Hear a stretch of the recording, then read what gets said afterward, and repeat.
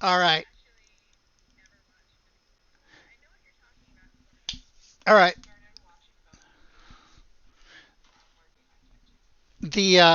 The stream has started with just our loading screen, so FYI, I will let you know before we go uh, live. Yeah,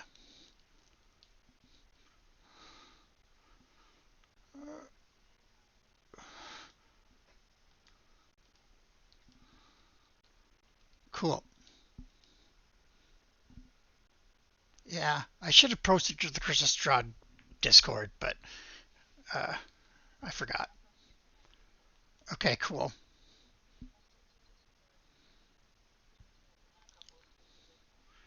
Um, uh, Keely, do you mind to put it with the woos or into my main play too?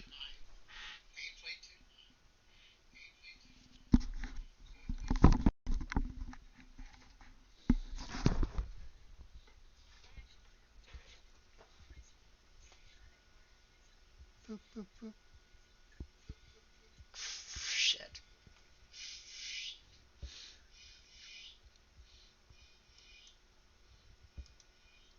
Do do do do. Eh. I hope nobody's actually watching right now.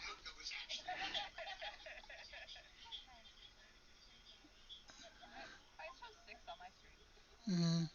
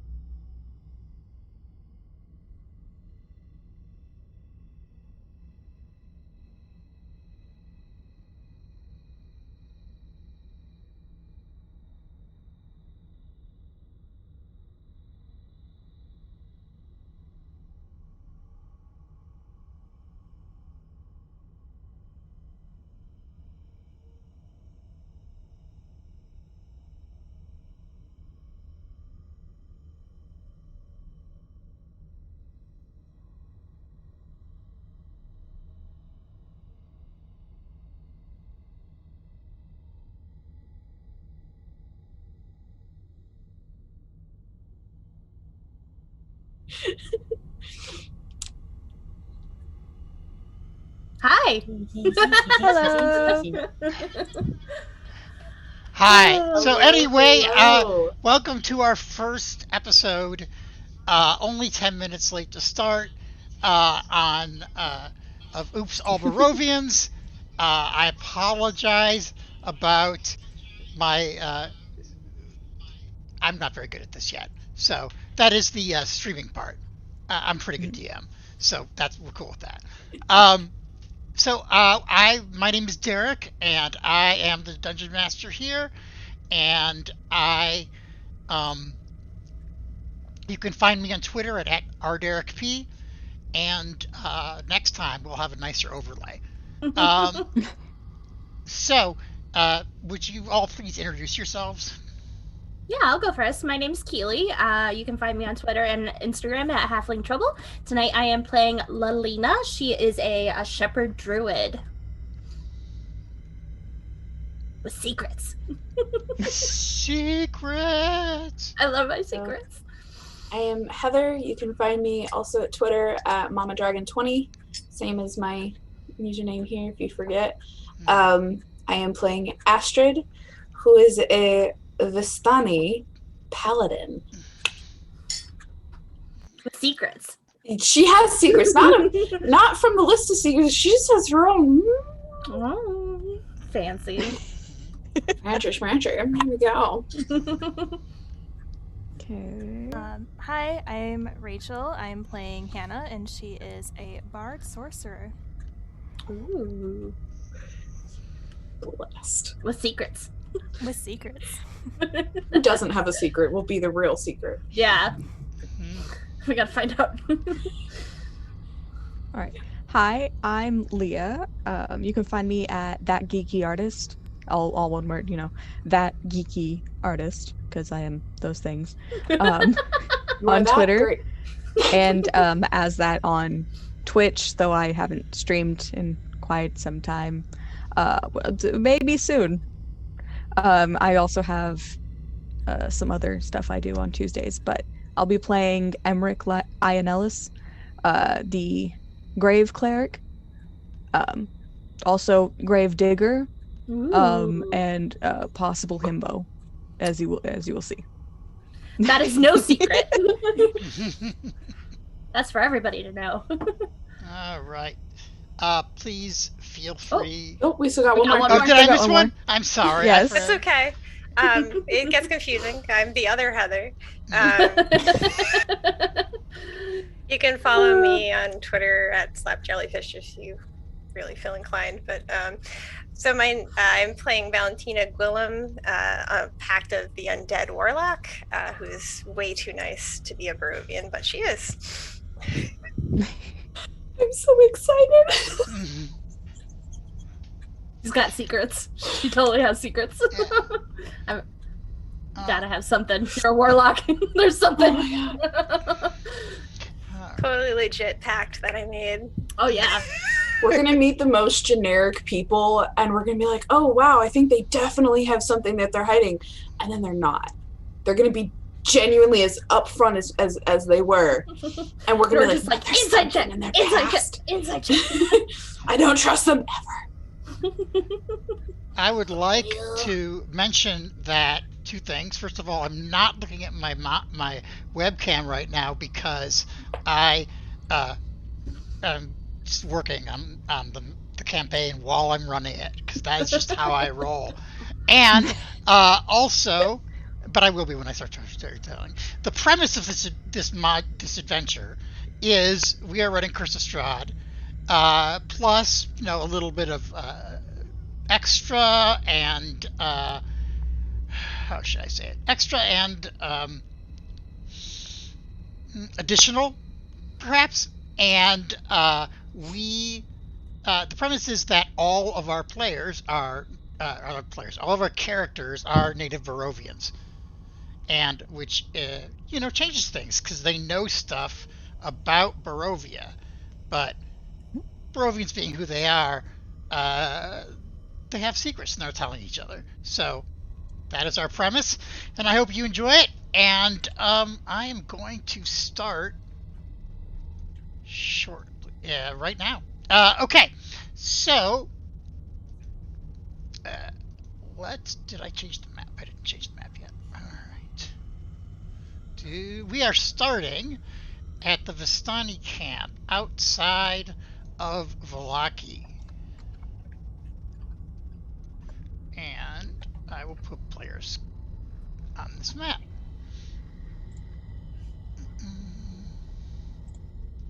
I am already so happy with the significant others in chat. 10 out of 10. Yes.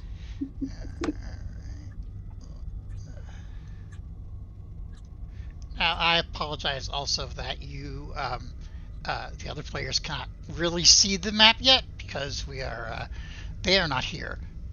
So. Oh, okay. But I will have Astrid on there in a second. And there she is. Okay. Why did you not change map? To be difficult. Yeah, that's how it rolls. The usual. Oh, there it is. Yeah. Okay. Excuse me. Like, nervous all of a sudden. Here we go. We're doing it. I'm just double checking that Twitch actually updates the map change, because right now it doesn't look like it's doing that. I will enter Twitch, so if I'm not in a scene, I can let you know.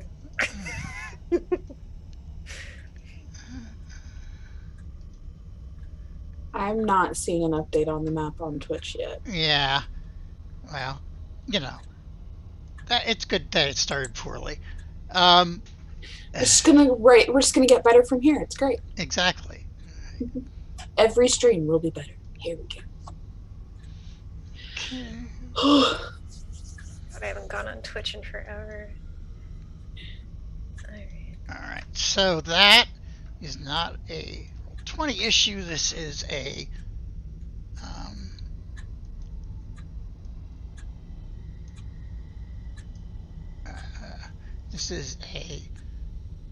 OBS issue.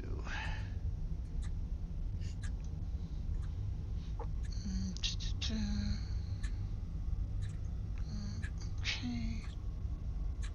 That is. Why are you not refreshing? Gotta. Keely, would you mind to ping Robert for me?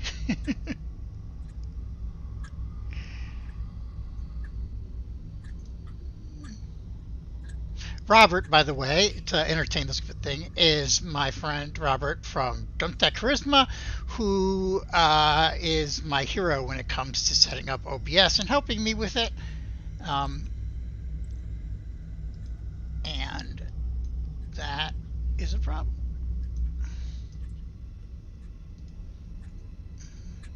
Okay. If I move you. It's not uploading. I'm glad that you can all see the very exciting start screen that I have there. It's entertaining. I promise I will get better.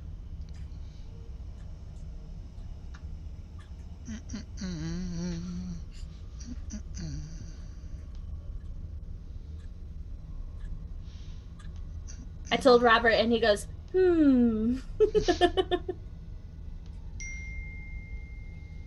There's a ding. Ding dong. Go. Slowly. Can you not?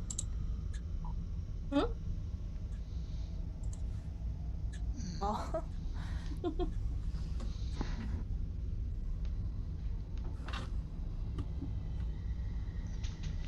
Well, nobody's watching anyway right now. Hold on, I'll be right back. Okay. No, I didn't mean that. Nobody's watching. Something exciting is happening. Just a second. I was gonna say, and we have people that are watching. Yeah, Hello, we've got people. 16 people. I offer kitty content. Kitty It's kind of hard to see him. It's kind of hard to see the kitty. Me too. Is a sleepy boy. Aw. Maybe we could I'm describe our good for what I've got. characters, like what we look like. Thank you. Okay. Tell Or, Christina that wait I for the am opportune in the middle of moment in streaming game. until I don't know. I'm like not the 10, DM. so if you want the girls. just a thought. I think we're all right. This is first stream, so Yeah. I could offer you lizards at a distance because that's what's behind me. Baby streams. I also have a cat Hmm. next Cool. to that fox pillow, and my cool Darth Vader wearing a witch hat. It's a pinata, and I just never got rid of it. A pinata? Yeah, so when you're Hang on, guys. Derek, Robert Yeah. says let him know he needs to mute his mic on Zoom and OBS next time. What does it mean it's not refreshing? Why am I the middleman? Because I was looking for other things. I need to mute my mic and. Let him know he needs to mute his mic on Zoom and OBS next time. And then refreshing. Yeah, I know what I'm saying. That I changed the map, and it didn't change the view. Is what I mean. Thank you for helping, because I'm trying to help doing things over here. I really appreciate that. Here's a topic that we can talk to while I try to fix this, and that would be tell me what you guys are expecting to get out of this game. So. want to do this in the same order? Sure. So, my first Curse of Strahd game was last year. No, year before? I don't remember. Time's weird now that 2020 happened. And we went through it pretty quickly, but I want more lore and more secrets. I want more mystery. I want more like backstabbing and like heartbreak, and I just want more. Okay. So that's what I want. I want more of the gothic horror that Curse of Strahd can be. Because we got a bit goofy with our Curse of Strahd game, which is fine. I had a great time. It was a blast, but I want the spooks. That's mine. I, in general, just want to be playing again. Haven't played D&D in like since August or something. This is also my first paladin, so getting to expand and learn a new class and learn the lore and interact with people, and I am just I want an emotional trip where I want the adrenaline where I finish the game and just have to breathe for a second and then be processing it for the next 2 weeks until we do it again. Whether that's happy, whether that's sad, whether that's drama, whether that's we did celebrations, cool lore, whatever. Let's go. Yeet. Cool. And I mean that sincerely. That was not a sarcastic cool. Sorry. Oh, you're good. You're busy. I personally am the baby of the group, but I am just really excited to be in a campaign that isn't gonna immediately turn into a Monty Python campaign, if that makes any sense. Yes. No, that's fun. That's absolutely fun too. But I would just like to get more into roleplay, and I'm playing, a character that does a lot of spell casting, and usually, I've been like straight rogue, or my very first one back when 3.5 was new was just like a straight human fighter. So this is like really exciting to like go away out and play something different for me. Yeah. I'm actually currently in another Curse of Strahd game that should be ending probably next week. I only got to jump in that one at level 8 because they needed a rogue. So that was the first time I ever played rogue also. All the first. But I definitely want to get into like the beginning story, actually getting to like immerse myself in like what goes on in the Curse of Strahd lore, because I already like what's going on so far. I'd just like to to kind of create, because I also jumped in as an NPC, who turned player character. So I'd like to explore what my character can get from all of this. And like you said, I am also in another D&D campaign that's a little more Monty Python-esque. And so I'd like to, from the origin sessions we kind of have already dabbled with, I can see this is going to be a bit more of an intense role play, emotional kind of a game. So really excited for that. If I don't cry at least 3 times, what was the point? Over the campaign or per session? Yeah. Boy. We'll give the benefit of the doubt and say per like over the campaign. If it's more than 3 times, then fantastic. Okay, so I am just a forever GM, so I'm excited to play. I've been running like Ravenloft stuff since I was a teenager, and I'm almost 40, so it's been a while. So I'm just excited to see like Derek's version of this game. I know he's already added a lot of like lore from the old stuff, and I'm really excited about that. Yeah, and I'm into like exploring the characters and see how they interact with each other and stuff like that. I'm excited to just play. All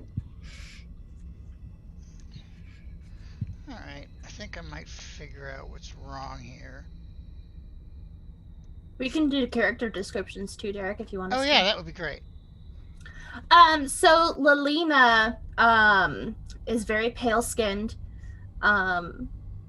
very dark hair. She's got facial markings, kind of like this. Black everything. She's my moody goth girl. And surprisingly enough, I think most of what she has looks fairly new and untouched. And yeah, she's a little bit of a creep, so I'm excited for that. little bit of a creep. Little bit creepy. Dash. Oh, hey, it updated, Derek. I know. I'm pretty excited about it. So proud of you. So Astrid is whether it's canonically she's just been tan her entire life because of always being outside, or if she actually has darker skin, I don't care. Whichever direction we want to go with that is completely fine with me. But she has a deeper, like, copper tone to her skin, very, very, very curly, like long brown, deep brown hair that she keeps tied back with a ribbon, but still just out of face, not over ears, so it's still like covering her ears and flowing down.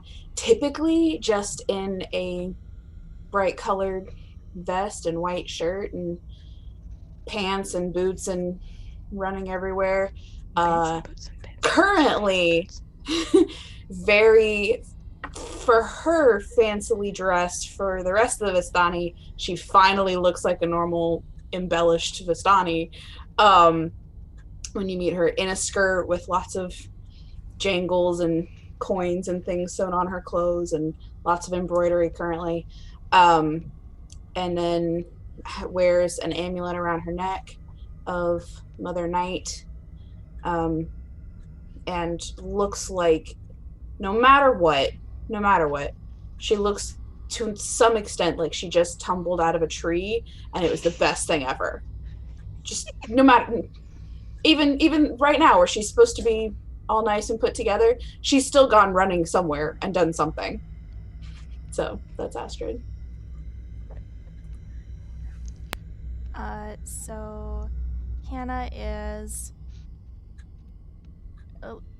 she's in rough shape. It looks like she had just chopped her hair off, like just took the dullest knife and just carved through the ponytail kind of thing. She's brunette, quite fair. She has these kind of like washed out blue eyes that kind of set her apart from other people around her, and she's wearing probably what was a nice dress at one time. It's like dark blue. And that has all the trimmings and stuff ripped off. It's kind of starting to get threadbare at the hems and things of that nature. And she has a heavy black riding coat that she looks like it was just roughly hemmed by hand by someone who's not that experienced with needlework. She's just kind of on the smaller side, unassuming. Just the only thing really, aside from her disaster hair, the only thing kind of that stands out is that she has a rapier and a violin or a fiddle with her. All right. Emmerich Ian Ellis is a fairly tall, beefy boy. For his long nights, digging and taking care of his local cemetery and partially the church as well. It is a church of the Morning Lord, though he is not a follower of the Morning Lord. He is a follower of Mother Night. This hasn't caused him any issues with the church. In fact, they're pretty chill with him. However, he does have some unconventional looks about him. If you go over to twitter.com, that geeky artist, you can see the art I've made of him that shows that he's got this long-ish in the back black kind of mullet. Yes. Sorry, I was shushing my girlfriend in the chat. He's so hot. God. It's definitely a mullet of I don't know, usefulness. I don't know. He usually just cuts the hair away from his face so he can, do his job. And he has fairly scant clothing because, just the thing to know about him is he's a little warm-blooded. He can't wear like heavy furs or anything. He gets too hot. So he's got a few scars on him, like a scratch over one of his eyes, as well as heterochromia, where one eye is blue and one eye is green. Or no, was it one brown and one is green? One of them's green. Doesn't matter. Just gorgeous. It's hot. And he usually wears like kind of this wrapped shawl around his shoulders. But one of the more striking pieces of his visual representation is that he always has a bit of a mask that comes up from his bodysuit that comes up or over his nose. He never takes this off. You never see the lower part of his face. But he is fairly quiet and respectful of others, and he's well aware that he's the oddball in Barovia, and no one's been outwardly callous to him, but they've definitely not been warm, except for a choice few people.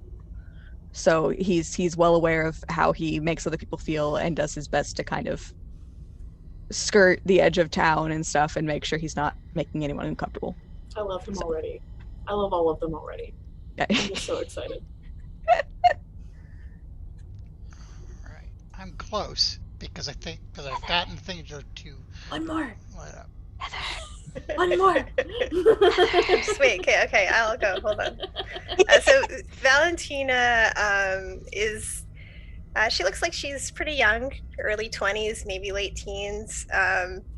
She's got long, coppery red hair that she usually wears in a braid around her head, but it's probably sticking out a lot. She's always carrying a book with her. She's just always got her nose in a book. She's got pretty fair complexion with a scattering of freckles, and she's got like these kind of light sky blue eyes that are usually wide, like kind of like an innocent child almost. She's got a long, like midnight blue traveling cloak, and she's dressed kind of more for a colder climate. So she's got like a long, I guess it would be a frock.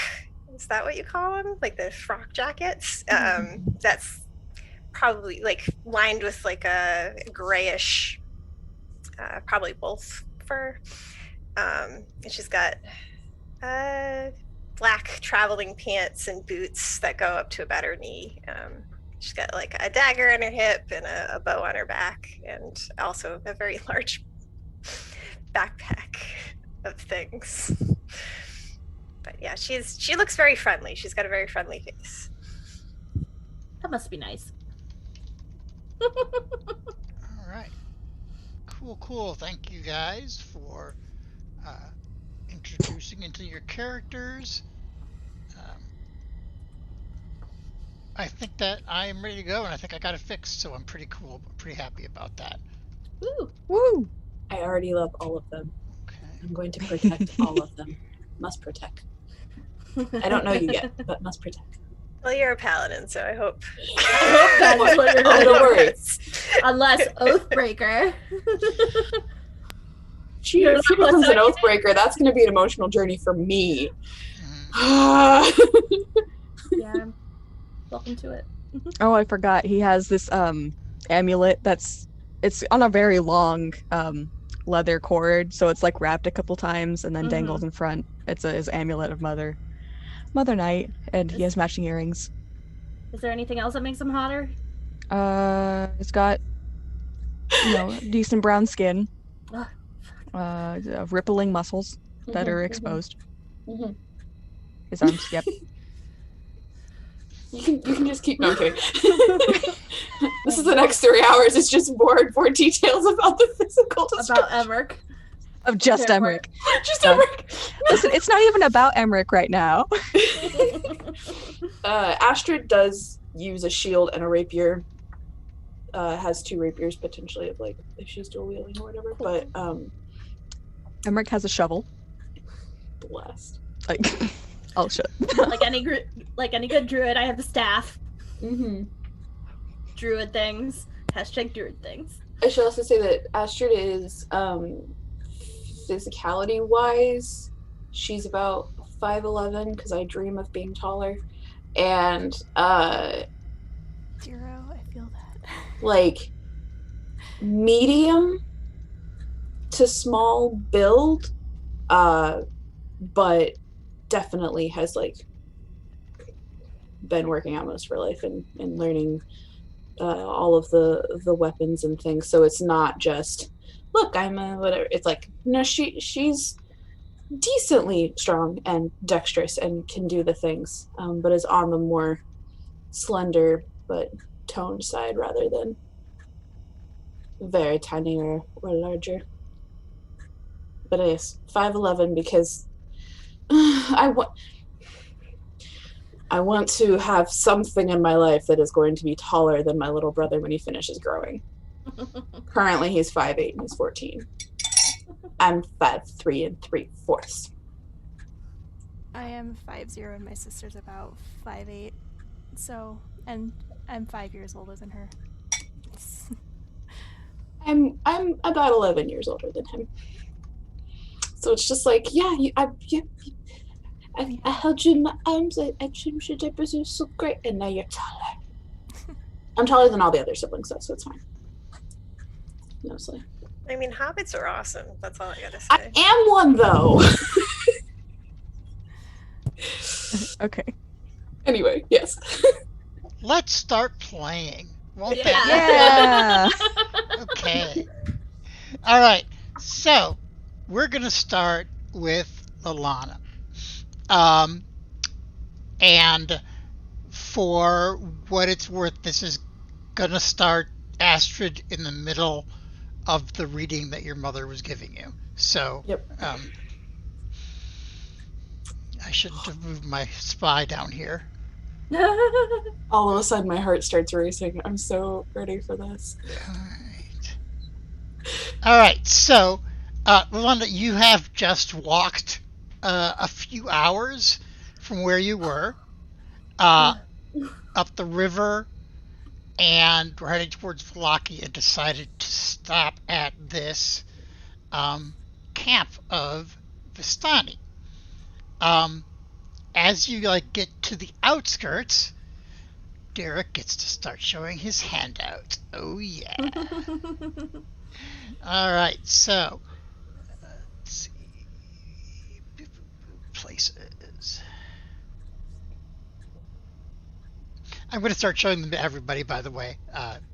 If you don't know, our players have done little preludes, so some of them have seen some of the art, but this is going to be new to everybody, and I'm going to show it to everybody so the audience can use it.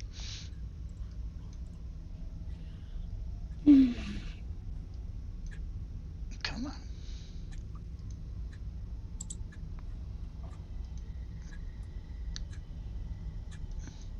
There we go. Okay, this is the camp. When you approach it, you can see these little houses built into the hillside around the camp, and then up at the top of the hill are the Visani wagons, as well as a big tent. And as you're making your way up there, everybody else is busy. They don't see you yet because you're a little ways away. But a little girl runs up and looks at you. She's apparently been looking for somebody, or looking for something, or just trying to get in trouble. And she says, hey, who are you? Hi. My name's Lalana. Who are you? I just want to make sure what language you're speaking to her. That's a great question, Derek. Let me check. If I remember right, Balak is the one that everybody speaks, right? That's or that correct. I know. Yeah. I would be speaking that. Okay, cool. All right, I have a picture for her, so I'm going to show that too.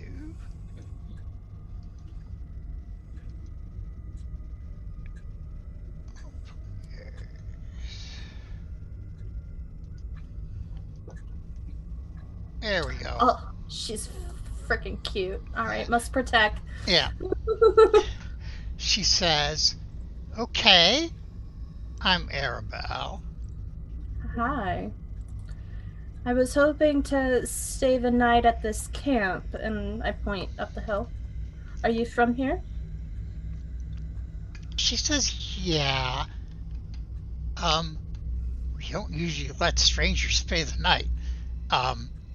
But you know what? I'll go get my dad. He probably want to talk to you. Why don't you come up the hill and you wait like about where those little houses are. Don't bother the elves, but just stand on that, and I will go get my father. I'm not surprised by the word elf, am I? I mean, you know they exist. You've never met one though. Yeah, then I probably won't fuck with them. Okay, well, I'll go up a little bit then to about where she said. Like, I'm guessing like right around here. Yeah. Yep. I'll just wait. All right, and she runs off like she knows a shortcut to it.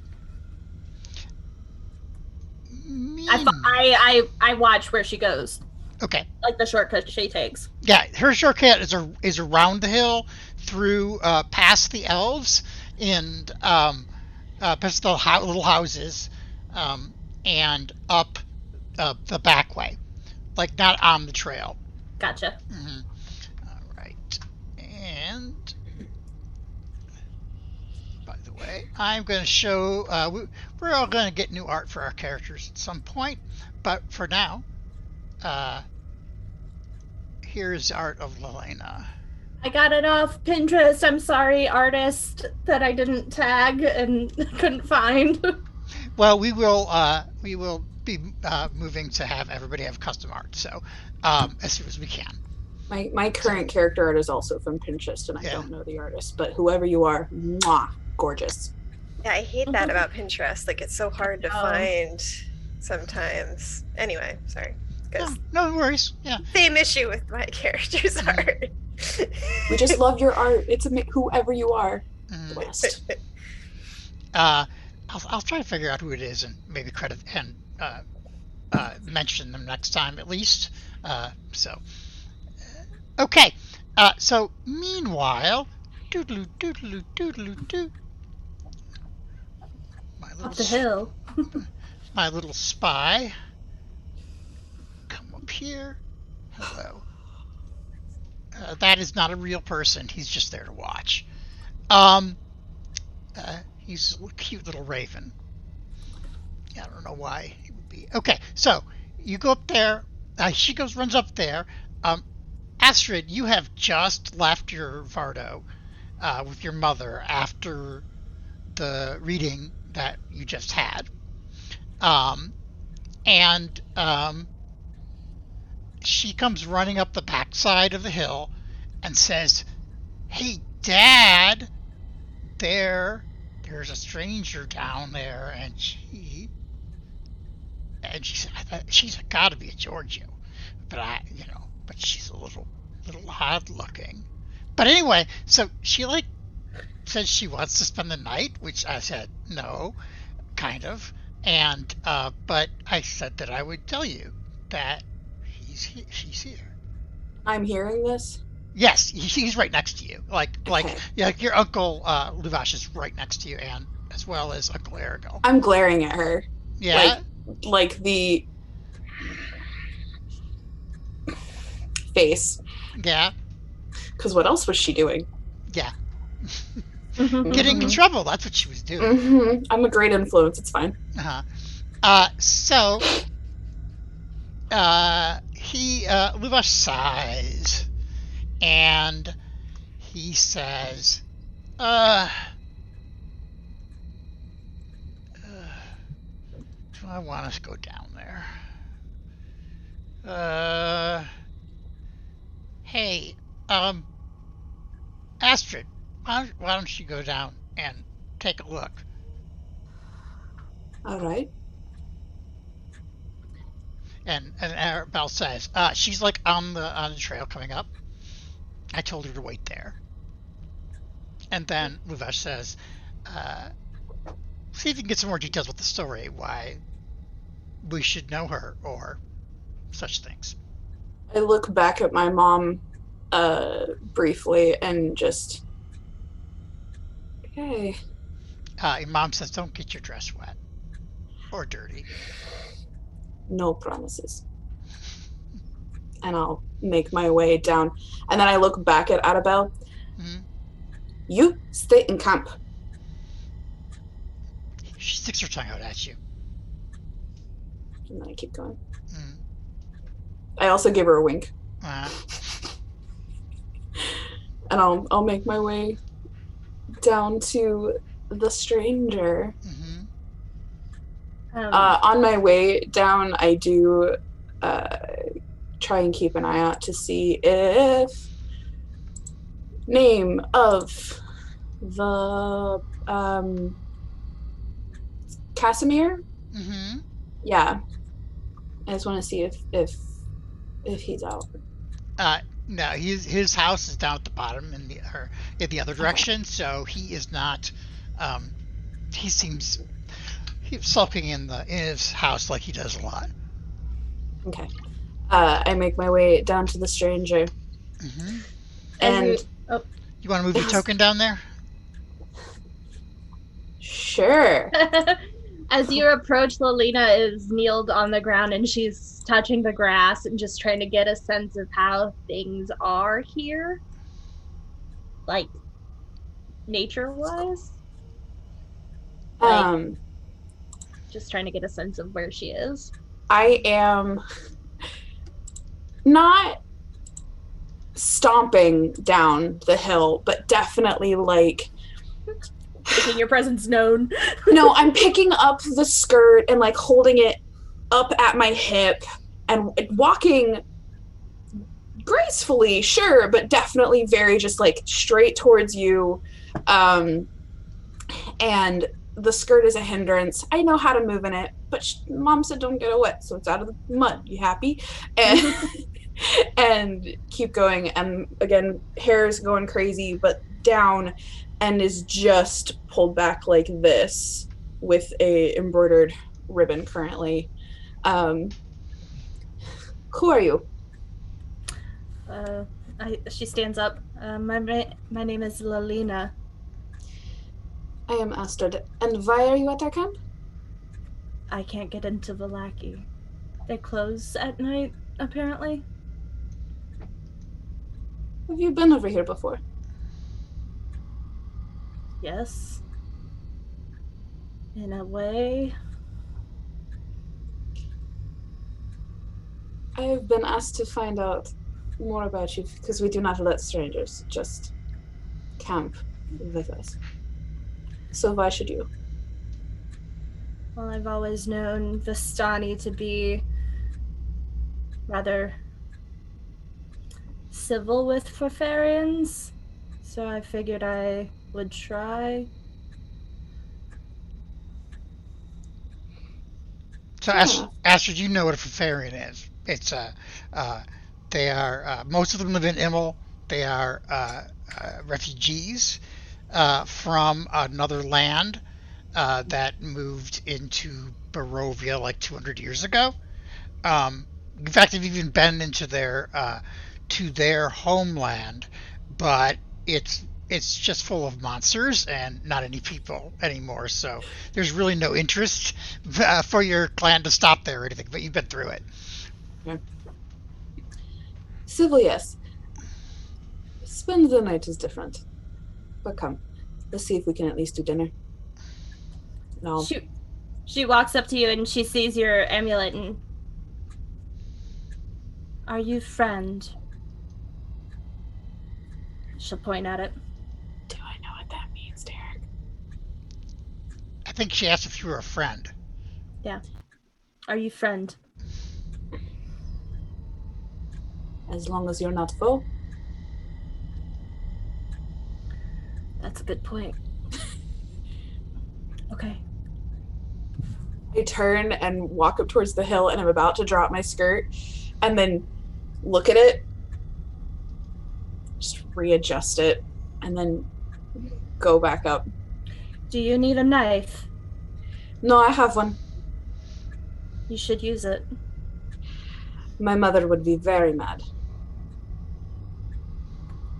Okay. Don't worry, this is not my normal garb.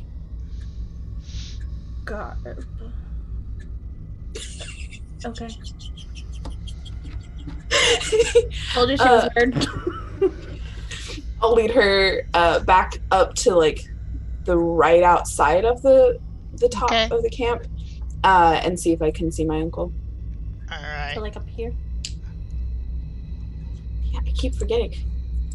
You were math and a thing, and well, it helps because like we got like visual cues. So if we move ourselves, the shadows disappear around angles and stuff. Oh, I would stay with you. I wouldn't go all the way over here. Unattended. This is my first time with Roll20 is this game, and so I'm just learning all the fun toys. Doing great. Critiques. With all of your help. Critiques. So Arabelle's peering out from around the side of the Vardo to watch you approach. And both of your uncles are standing out in front when you come over. Hey, I've got more handouts. Handouts! Alright. They're all gonna be hot. I have such high expectations for me. Okay. Yeah. Players. Okay, there is Uncle Aragal. He is. Oh my god. Standing slightly behind. Oh my god. Keely, you think that this is just I got a lovely barrage of all of the photos. It's just At least you got them ahead of time. The artwork is beautiful. I come from a very good family. That's fair. And then that gentleman steps forward and he says, I am Captain Luvash, and this is our camp. I did not promise her that she could stay the night, but I at least offered her dinner since she's come all this way. Apparently, Valakia has already closed its gates for the night. Georgios. Yeah, Well, chat, if she cut off her hem, her mom would be so upset at her. Do they do that often? close the gates? Yes. Yeah, they do it every night. Every night. And we do not go in there, right? And I am looking at my uncle, but like also kind of past him at Arabelle. He says, well, they get upset. Why? We're Vistani. It's against their laws. And he says that making air quotes. Laws. No matter, they come out here. They ask to trade. So we're more comfortable here than in their little city anyway. Okay. I hope I'm not imposing. I just thought this would be a better option. If you'd prefer, I can leave. No. You're interesting. And I like interesting things. So She kind of like turns her head and she's like, how so? let's discuss that over dinner. Dinner. Arabelle, can you go fetch my mother and tell her that I might not be leaving tonight? All right. So Arabelle says okay and runs off. And Luvash says, why don't you come inside the tent, have a little wine, have a little dinner, and we'll talk. Why? Okay. He gives his brother a look. Just a look. Astrid can read it. They look like you know what to do or keep an eye on her kind of look. Strangers are always welcome. They're just not trusted. All right, so he heads down a little bit to the right.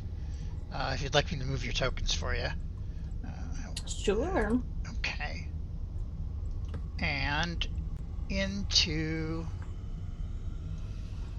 the tent, which is full of people who are not actually looking identical.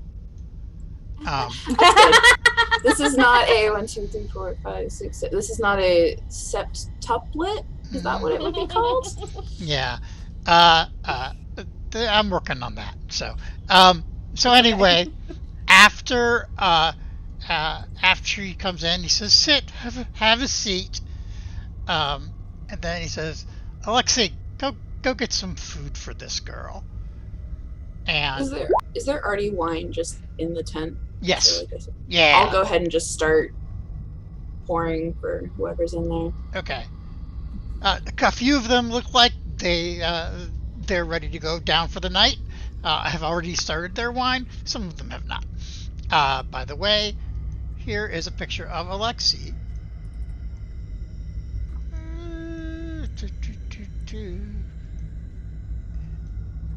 For some reason, it doesn't automatically show it. When I have it shown to somebody, it doesn't all player, so I'm not really sure what that's about. But anyway, there he is. There's young Alexei. I have to angrily click off of their pictures because they're so hot. They're like, no, go away. I'm doing a thing. All right. And after a moment, oh God, Derek. I don't know if those of you else have played on Roll20, when you click on a token and it just suddenly changes sizes instead of moving. Yeah, that's always fun. All right. No, that's the wrong person. Pat, you're beautiful people. To eat up some of this time, Lalina will take the mug of wine and she'll sniff at it and find the putridness of it a bit familiar. Mm-hmm.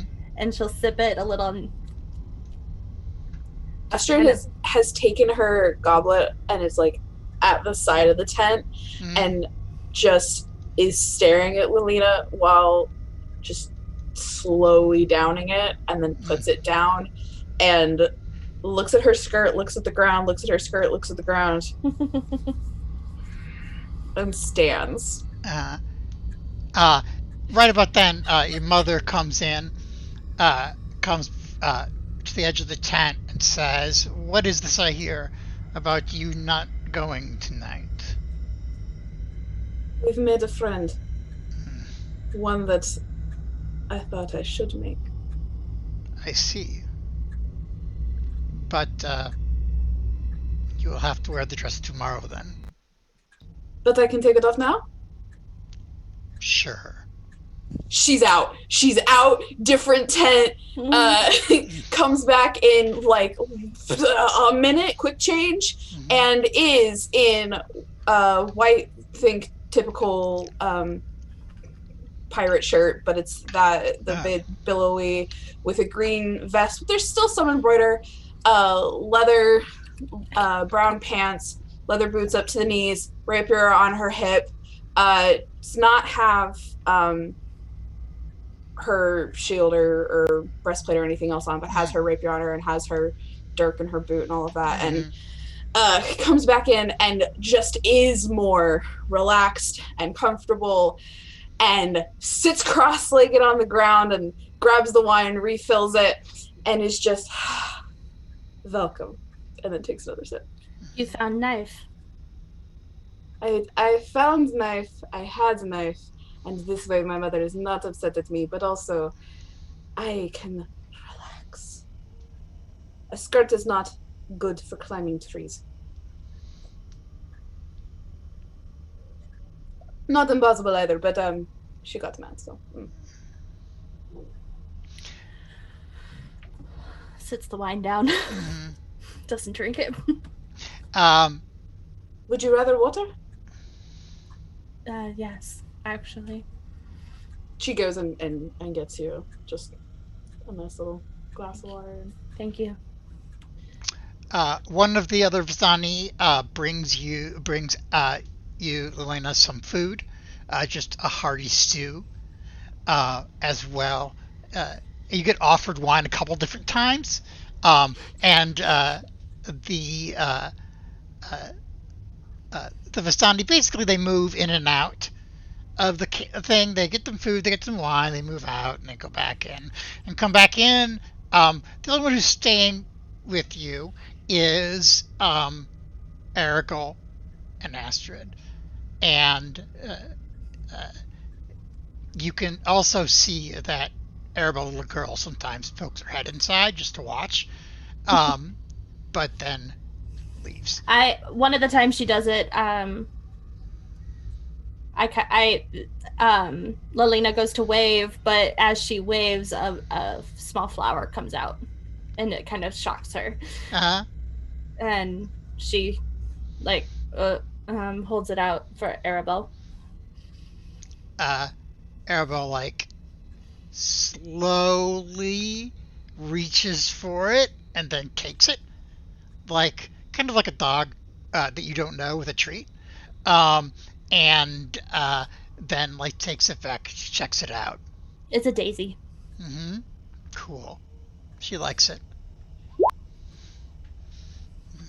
All right. Every time she pops her head in, Astrid is definitely watching her with a mix of wariness, love, and protection of just what are you up to? Okay, you're fine. Okay, what are you up to? Okay, you're fine. Okay, yep, okay. But if they're eating dinner, especially if there's anything that is a sweet or something that Arabelle would not normally be allowed to have, she'll just and then hand it through the tent to her and just yep. Arabelle is pleased that you offered her some wine, and she heads off to enjoy that. And Yep, great influence. after This Go is ahead. definitely this is I was gonna say this is definitely the dynamic of the I'm the one that's gonna be the horrible influence, but I'm gonna influence her in a way that at least mostly keeps her safe. Like we have an established I'm gonna get you in trouble, I'm gonna do the things, you're also gonna get you in trouble, I'm gonna be there to get you out mostly, but also no, don't step on that pit, step in this one, it's much more fun dynamic.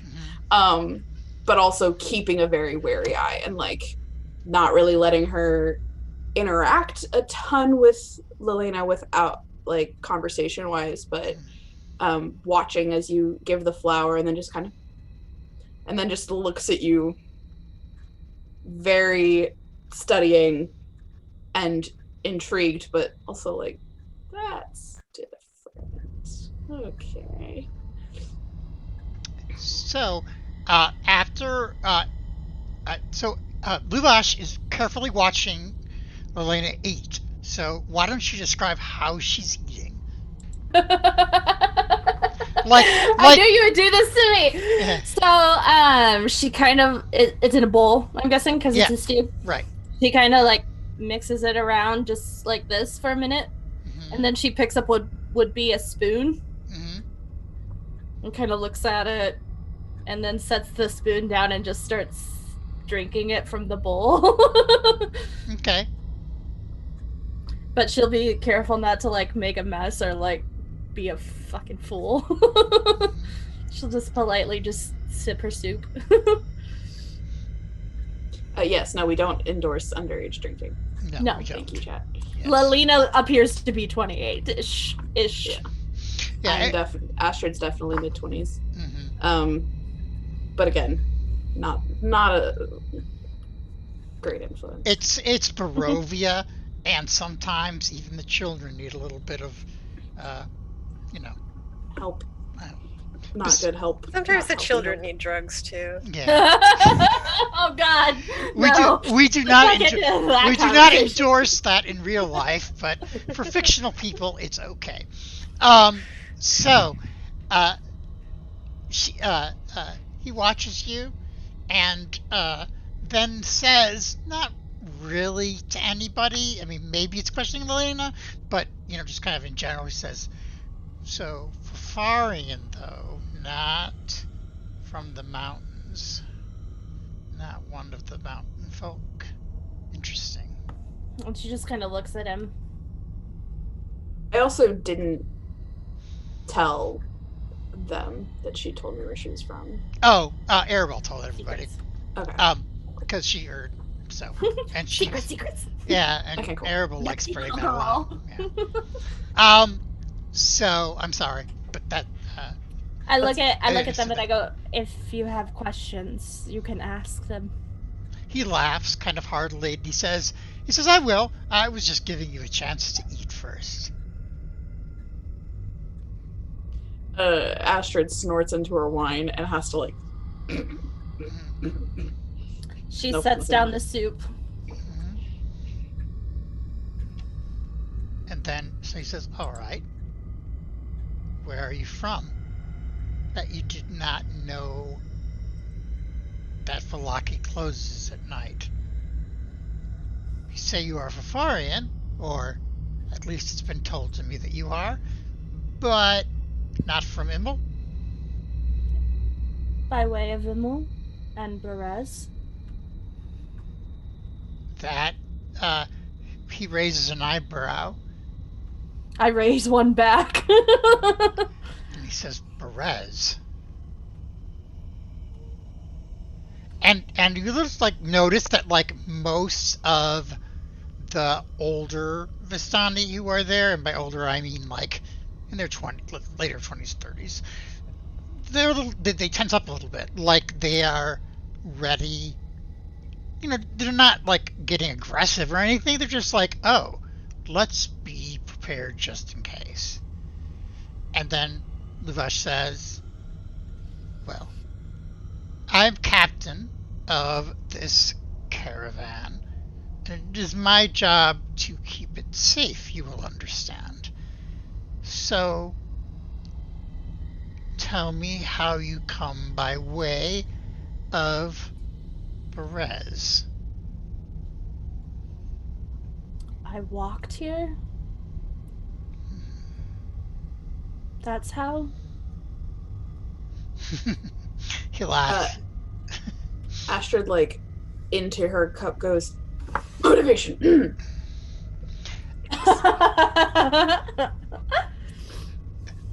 but towards Lalana, like. Yeah.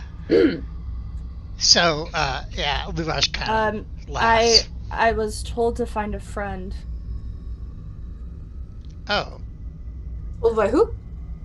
To find what friend? And is leaning in, is like. I point at your amulet. Yes, friend. Friend. She's there's a pouch on her belt, which is gonna have her tarot card, her set of tarot cards that she's making. She's painting her own, and her hand just is like rests on it as if to maybe open, and then puts her hand down. Luvash says, very interesting. Very interesting indeed.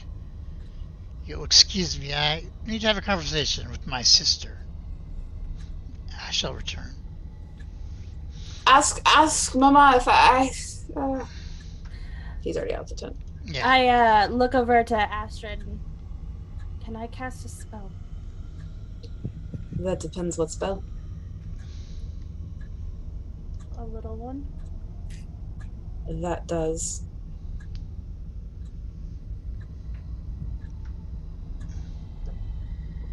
Sorry, chat, for not bringing my guy in to see. Watch.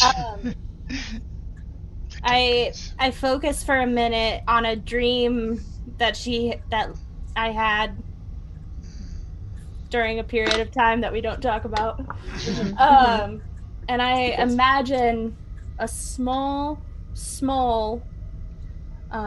little mouse, like a field mouse. And I'm going to use one of my wild shapes, but for wild companion. Okay. And make a mouse. Okay. And what is this? It's Faye, and it's in her hand. She puts it on the ground, and I'm gonna have it follow that guy. Okay. It's a find familiar spell, and I'm gonna sit there with my eyes closed, and I'm gonna listen and hear through the mouse. Okay. Astrid is just enraptured of like. So, one of the things that Astrid knows from her experience is that usually, if a wizard or such things, whether outlanders or normal, if they summon little animals to their side, they're usually undead in Barovia. So it's kind of surprising, besides the general fact that she just summoned an animal, that the animal appeared to be alive.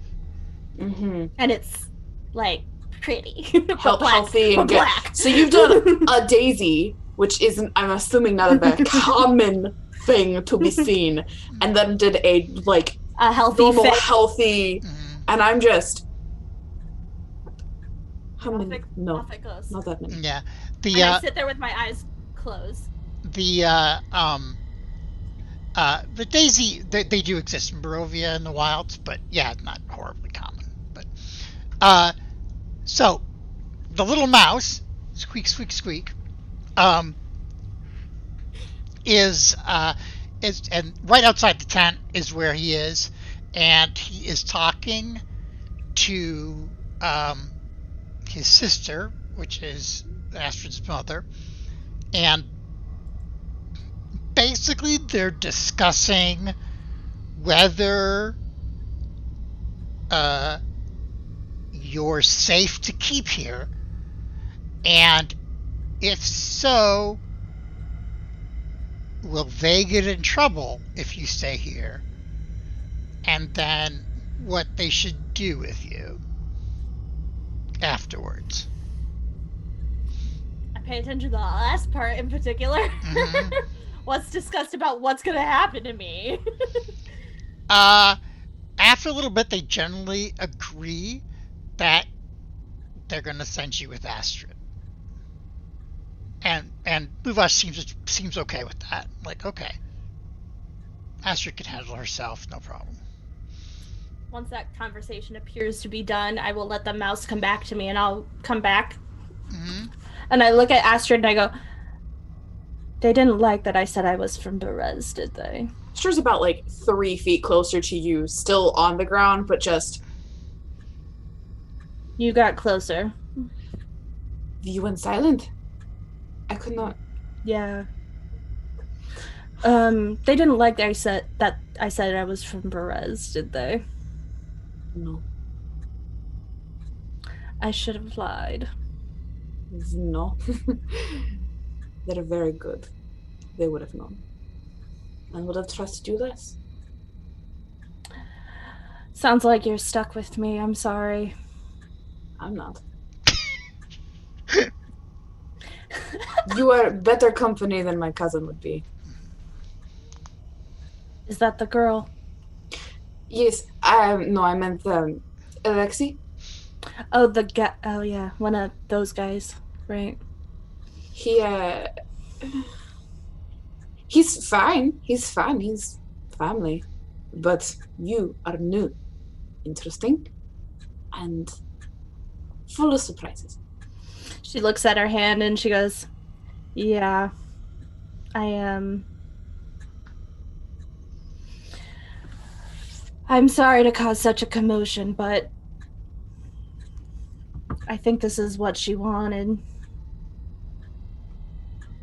Who's she? Points again at the amulet. Mother? Not very many people even know of her. Not anymore? Not for a very long time. Shame.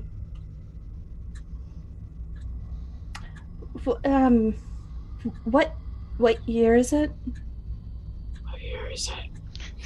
It's 7:35. She like leans back and looks at you and goes, 7:35? What do you mean, what year? She like sits back and kind of just looks around. What do you mean, what year? I don't know how to answer that. How old are you? Where are you from? Oh, and she's just excited, like, oh, what is this? She takes the wide direction.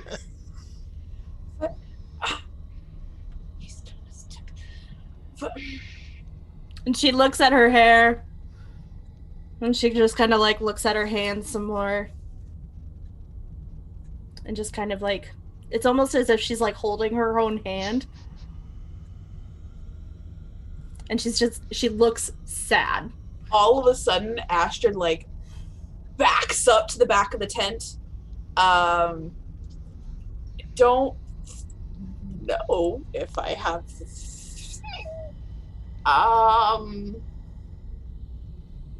don't think I have a thing that would let me determine if she is undead. But all of a sudden, especially when she's like, what year? And is like, can Astrid's like, can she feel her own hand? Is she... Why are you creeped out? Are you alive? Breathing, heartbeat. Yeah. I think. She holds out her hand to you, but like warily. I take it. I check for a pulse. There is a pulse. Yes, my zippy. Stop. He's pawing at my shoulder, like, pay attention. I feel like we both say good at the same time. Yeah. Like, all right. I'll have to wear the dress tomorrow. Damn it. knife. Here's the thing.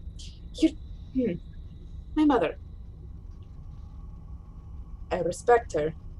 She works very hard, made the dress, and is our leader, and I am going on, mission. If I do not return with the dress, and hopefully something else as well, someone, I will be not in trouble, but disappointed in. I do not wish to disappoint my mother. However, once we are out of camp, I don't need to work because she won't know. Is there anybody else in here with us? Yeah, they're the Vistani are coming in and out. None of the ones that you've talked to are really, thing, but they just pass through like this is home base. I get closer to Astrid as to not speak too loudly. How is a pretty piece of fabric gonna help us kill Strahd? What? I don't understand why you have to be in a dress. No, hold. The dress is, I'm eligible. I should find human to make marriage. Unimportant. Dress is to impress. That does sound very unimportant, comparatively. Right. All right. Kill the devil? What? No, his name's... What? No, he's not a devil. What?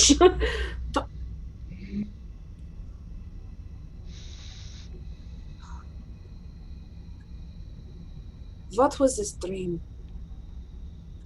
What dream? What made you find me? What dream? I didn't have a dream. Why? Astrid assumed because you'd said the mother, like, why would you? How else would she talk to you? How else? She pulls out the tarot deck in her pocket. Oh, I haven't seen one of those in a long time. And this one is a very, they're all hand painted, but it's not finished.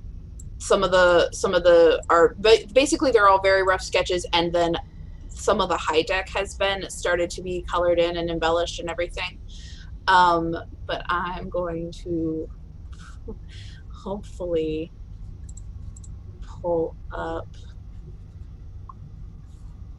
Oh, there it is.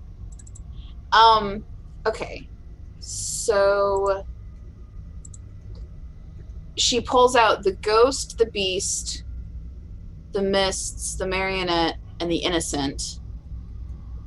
Because I was the one that was sideways, right? No, you were the mists. Oh, I'm the mist. Okay, so I pull out the sideways one was your guild member. No, guild member. That was your mission. Was the guild member? Yeah, but I pull out all of those, Mm-hmm. And I pull out the mist, but it's like almost less. And I'm just looking, and I don't know what checks. I'm not going to actually try and do a reading necessarily, but I want to try and match who I think Lalana is. Who do you think? If you want to roll a wisdom check, you can. If you don't feel like you know, but I'm interested in hearing what the player knows or player thinks. Sorry, I'm pulling up the cards to look at them. It's okay. I'm proficient with fortune tellers, Kit. Mm-hmm. I know what she's got right now, right? Oh yeah. These are typical of the Vistani. They are the Tarokake. Usually do it. Only Vistani make them and use them, and typically those Vistani they can be used just for regular fortune telling, and also with the Vistani that can see the future. They also will use them for that as one of the possible tools. Am I familiar with the art? The art is individual to the deck because they're individual to the painter. So Gotcha.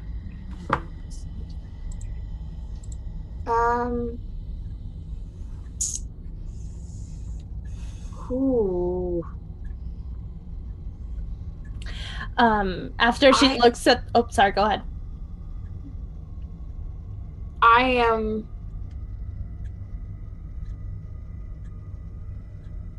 wondering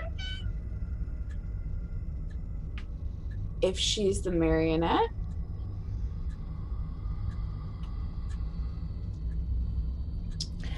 Or the ghost. Because she doesn't know what year it is. Those are...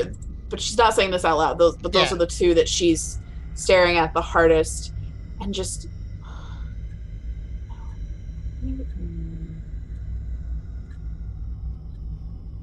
And then puts them away.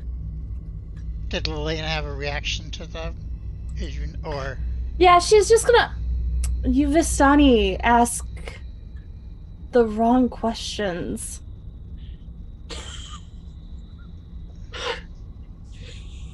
I don't understand. Sorry, Just I just looked at chat. Again, you guys are beautiful humans. Yes, Astrid's hair is very big and very full of secrets.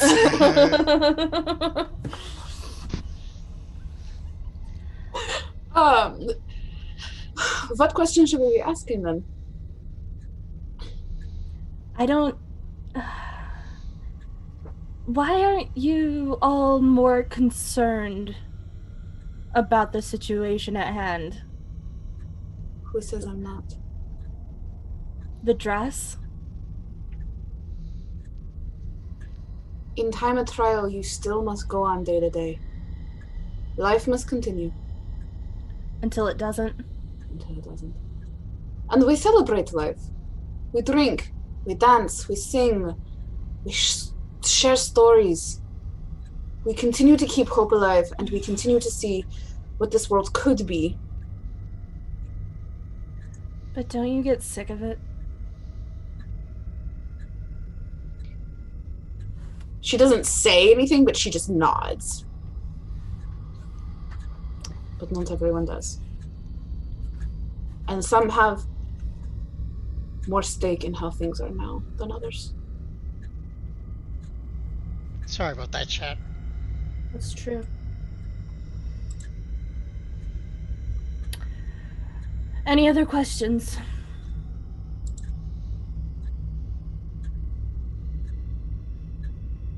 Are you looking for anyone else?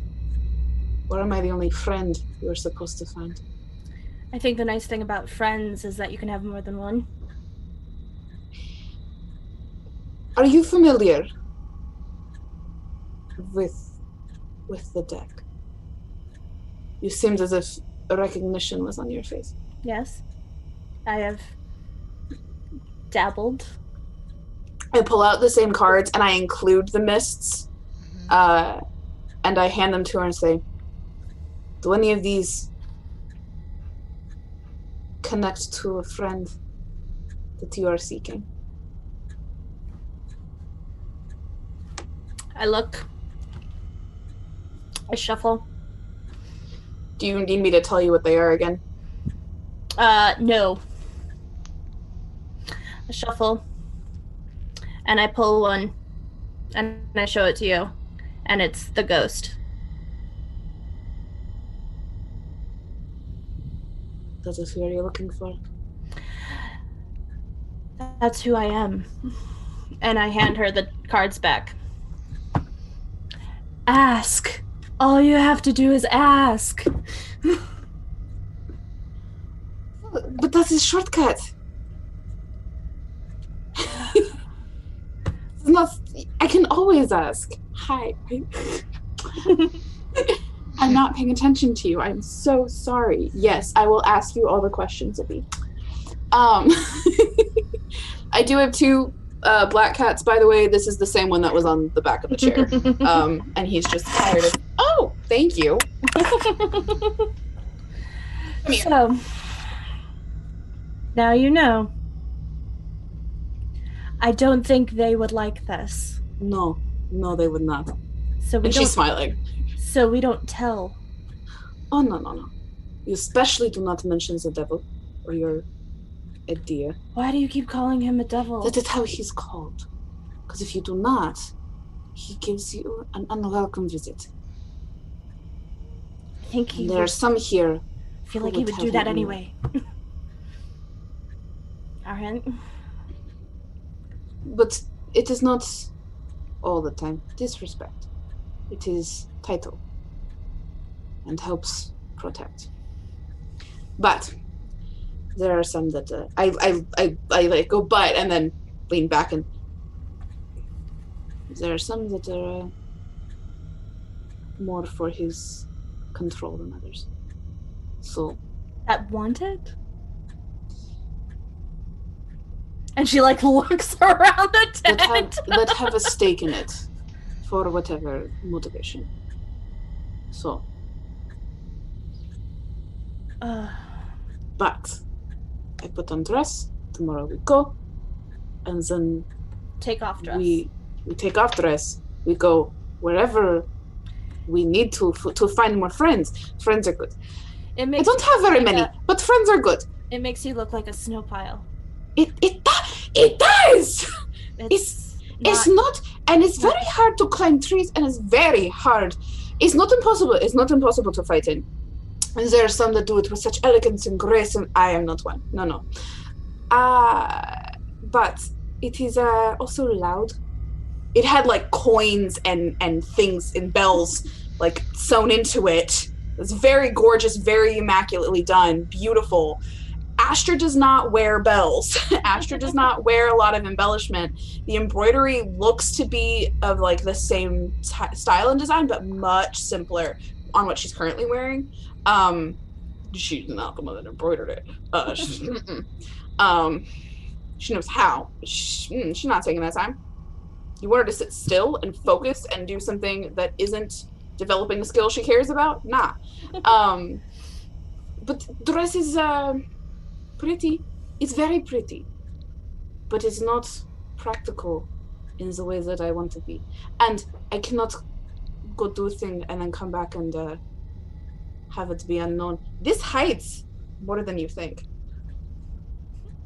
Also, do I know whether or not the city or the town I'm supposed to go to is going to inform my mother if I don't show up? Do they know that I'm supposed to be going, or is this just... You get that impression that, yes, they know that you're supposed to be there. It's not a town, it's just another Vistani camp. Yeah. We should probably swing by there anyway, otherwise... Well, depends. How far away are they? It's a day, right? Yeah, like a day's walk. We either swing by, let them know, hello, I hear, and then leave. Or... Where? We go very quickly in other direction and scare my mother half to death. Where? What town? Another camp. Oh. Vistani do not marry within family.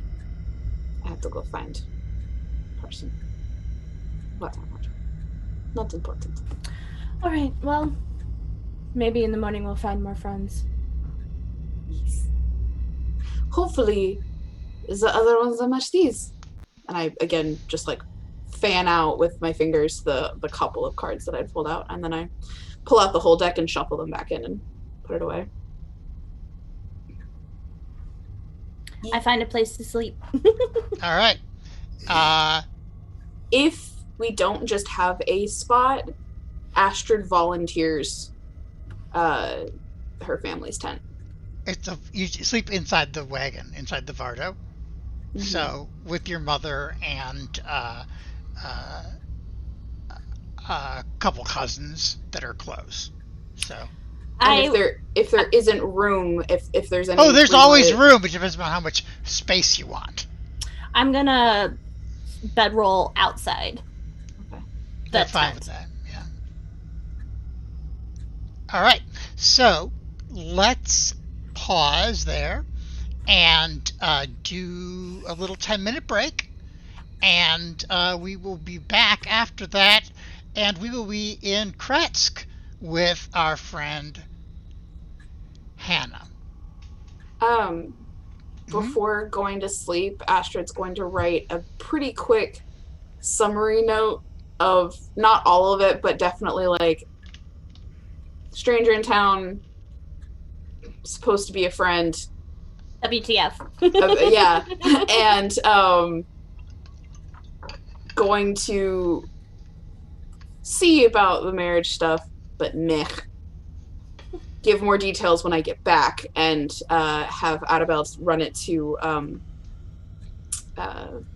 my friend's house, because I'm not gonna have time to share the adventure. Yeah. So it's like, hey, look what I'm about to do, and then also she's hoping that like if they end up not going to the city and Mom starts freaking out, that there can be somebody to be like, actually, nah, she's gonna be fine whether or not he actually tries to share. Somebody knows that she shouldn't be dead. But it's not her mom. Not telling her mom. Not directly telling mom. Great. All right, so let's go to break. See you guys, everybody, in 10 minutes. Same to you, chat. And here we go to break. Doop.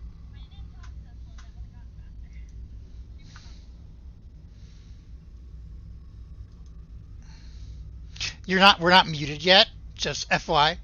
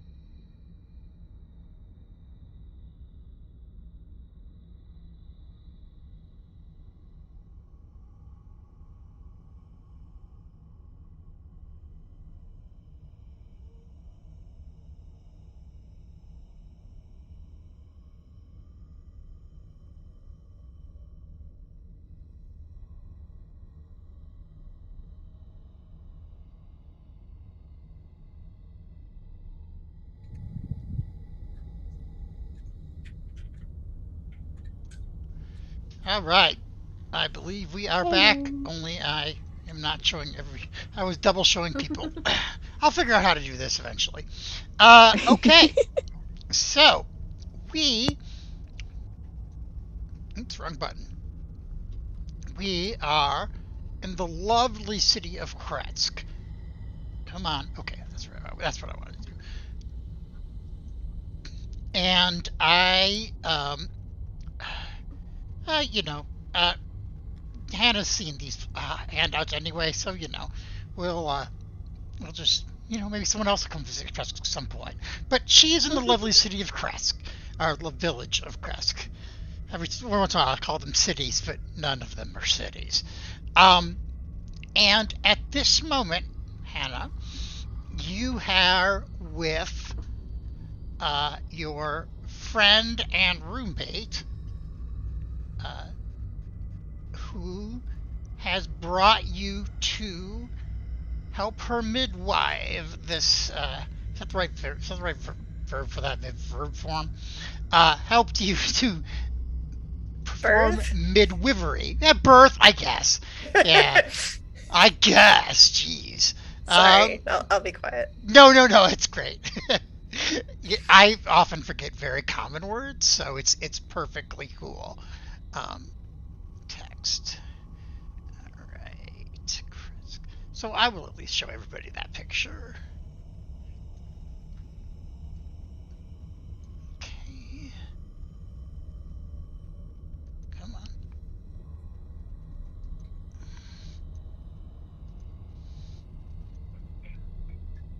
All right. Your pal Yana has brought you over to excuse me, to one of these lovely houses to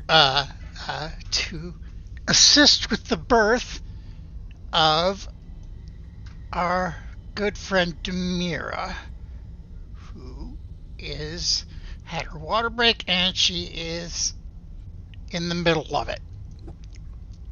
Oops, I have a picture of Demira too. Give me just a second. All right, there is Demira. Okay, so she is in the middle of it. I don't feel the need to describe how that is. You can gather it. Yeah, please. Yeah. So, she it's a pretty normal birth. There's not anything spectacular about it. It's average length of labor, and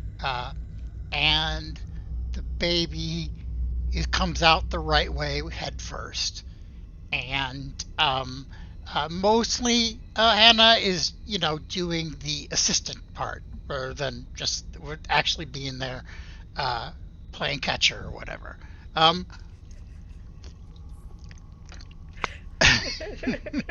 What? Never mind. Right Don't over home plate. Yeah, don't think about it too hard. I'm not. No. Okay, good.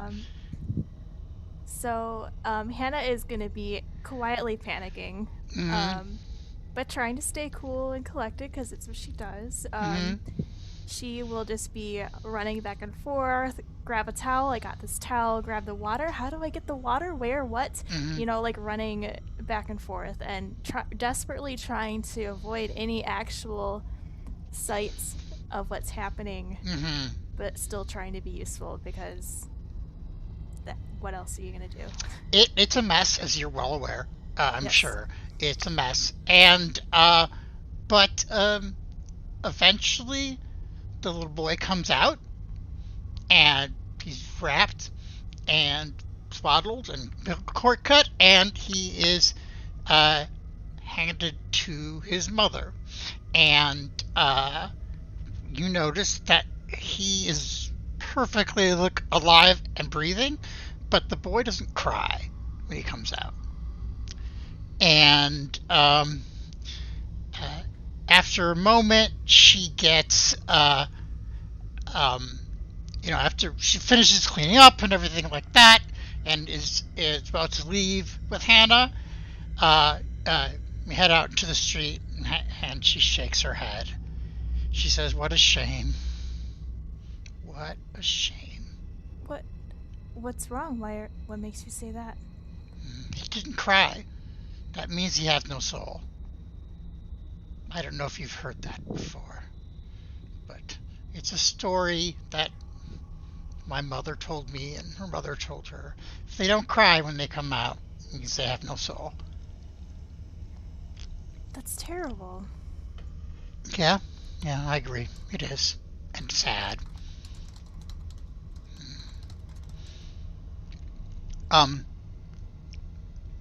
So you're heading back to her house, and one of the kids in Kresk, slightly older than the infant, comes running up, and he goes, Hannah. Hi,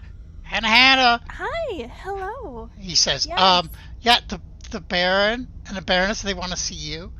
They say it's like urgent, so. Oh, okay. And Kajanna smiles, just go on. It's fine. Okay, I'll hurry up. Okay. Yep. Mm-hmm. I'll go and find them. Do you know where they are? They're in their house. Yeah, they're at their house. Okay, I'll go. Yep, and then I'll just hurry up right up to their house. All right. So, they're in there, and they are like very animated, which is not very much like them. They're an older couple, so they don't, and they're serious. They take their job seriously as the Baron and Baroness of Kresk. And the Baroness comes up to you, Anna, when you come in. She says, "Come on, have a seat." Okay. All right. What's going on? And I just take a polite seat. Yeah, she says something amazing happened, or could happen, I guess. That's the Baron. I'm showing pictures, and that is the Baroness. She says, we were just visited by the abbot. The abbot? Yes. And he said, and she puts her hands together. He said that he could bring Ilya back healthy again. I know we just buried him, but I mean, just the idea, the thought that it could happen. And he said that we just needed to do a favor for him. And the Baron sits, leans a little forward, and he says, "It's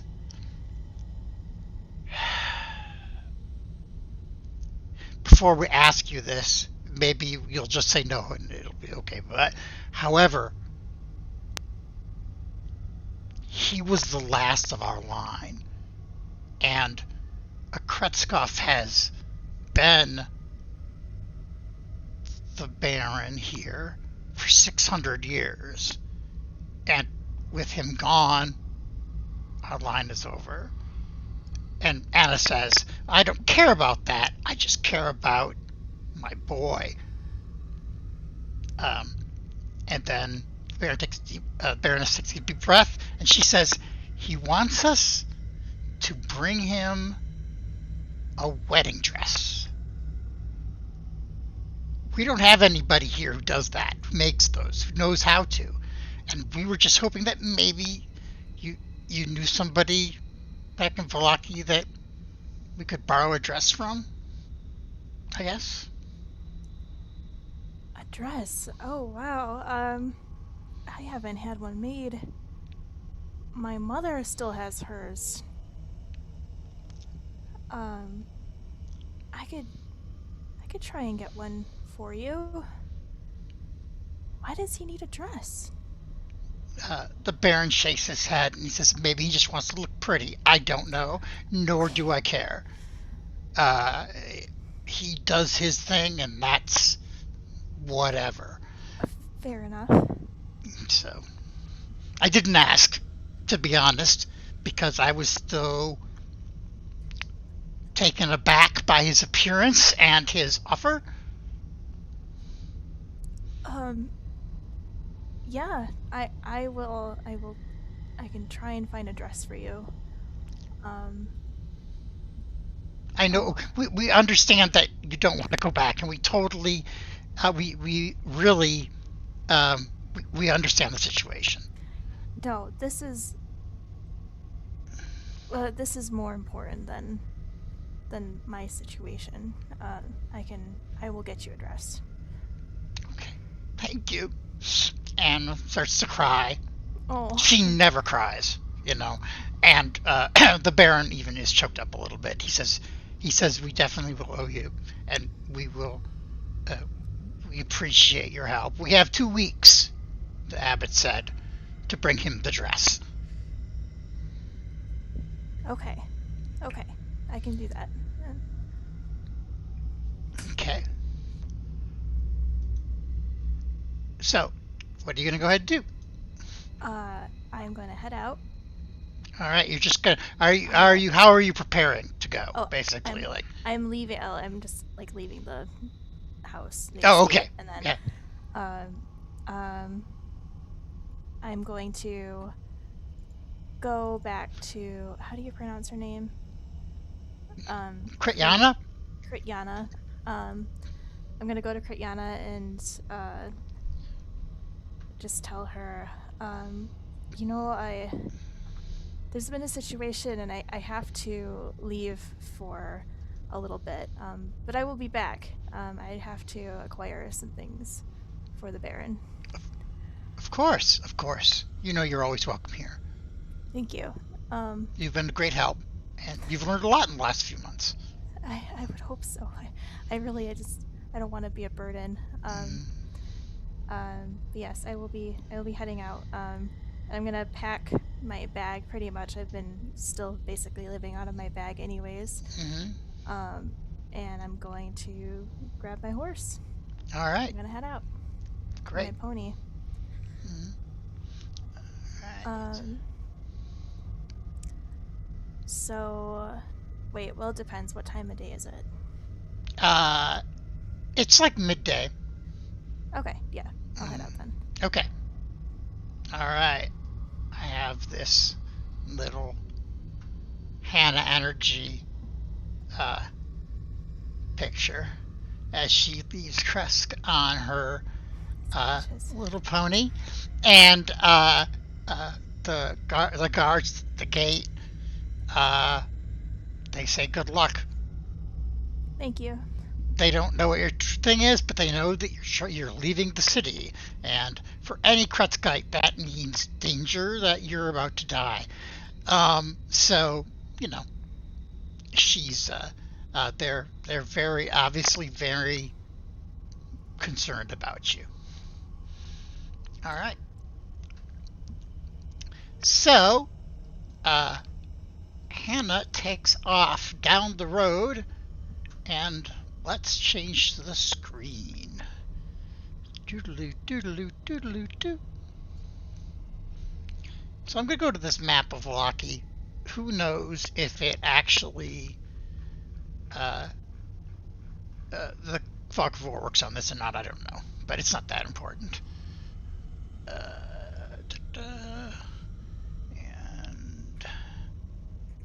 I got to put my... Come on. There we go. Alright, about to change our map. Drag our players over here. Okay. As I suspected, Fog of War not working. But that's okay. Pretend you don't know everything. Okay, so... oops, wrong word. You are heading east towards Vallaki. And yes. I assume I shouldn't assume. But you're taking the Svalich Road. You're not trying to use any of the other game trails or anything like that, correct? No, I'm just a straight shot. Okay. Yep. All right. So it's every once in a while, as you're riding that way, you get the feeling that you're being followed, but you really don't ever see anybody or anything. Just like you feel like somebody's watching you. Okay. I'm not gonna react too much to that. I'm just gonna Okay. keep eyes on the road. All right. So,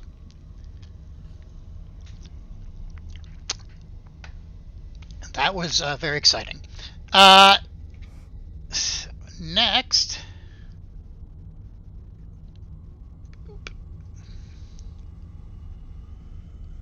Oh my god, there's a huge token on the screen, on my screen. I can't see anything. Yeah, I know. I haven't put your token on Okay. yet, so give me just a second. Yeah. Yep.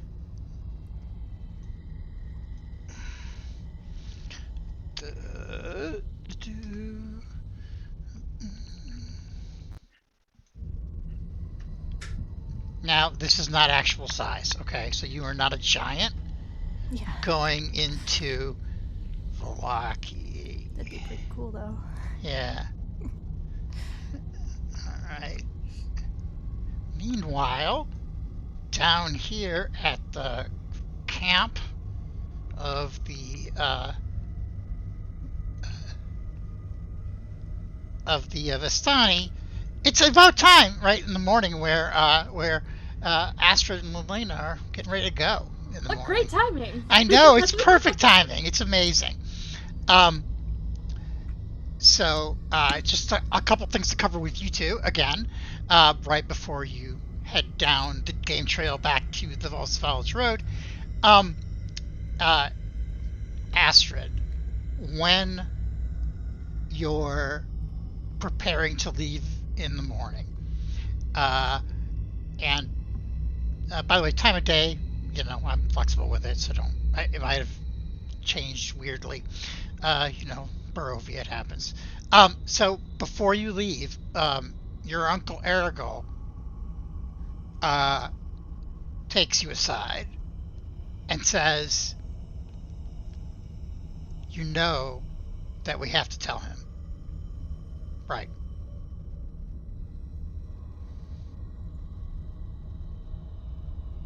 Hmm?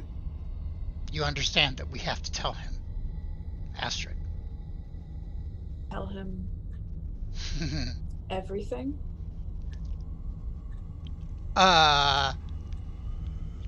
We will tell him that your friend is interested in him.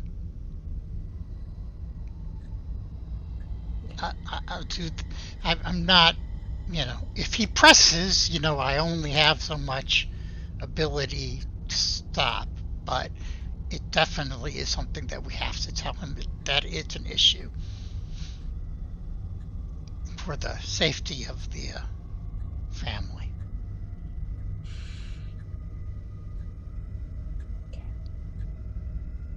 Okay. She, in preparation for leaving, as much of her normal garb as she can get away with underneath the dress and not have it be noticeable. Okay. She's definitely done that. And all of the rest of her gear fits in a backpack with a bedroll with her breastplate is probably going to be like at the top, so that the instant she can, it's going to be, I'm ready. Not that, it'll literally take 10 seconds to put on, because that's not how that works. But, and she'll grab necessary provisions and make sure the note is sent to her friend. And do we have horses, or are we going on foot? You don't have a horse. No, you two have. Go on foot. There's not a lot of riding horses amongst the Vistani, and you're not high enough ranking to have your own. Yeah. So I'm trying to make the screen is apparently not showing all of the map. So give me just a second here to fix that. Okay.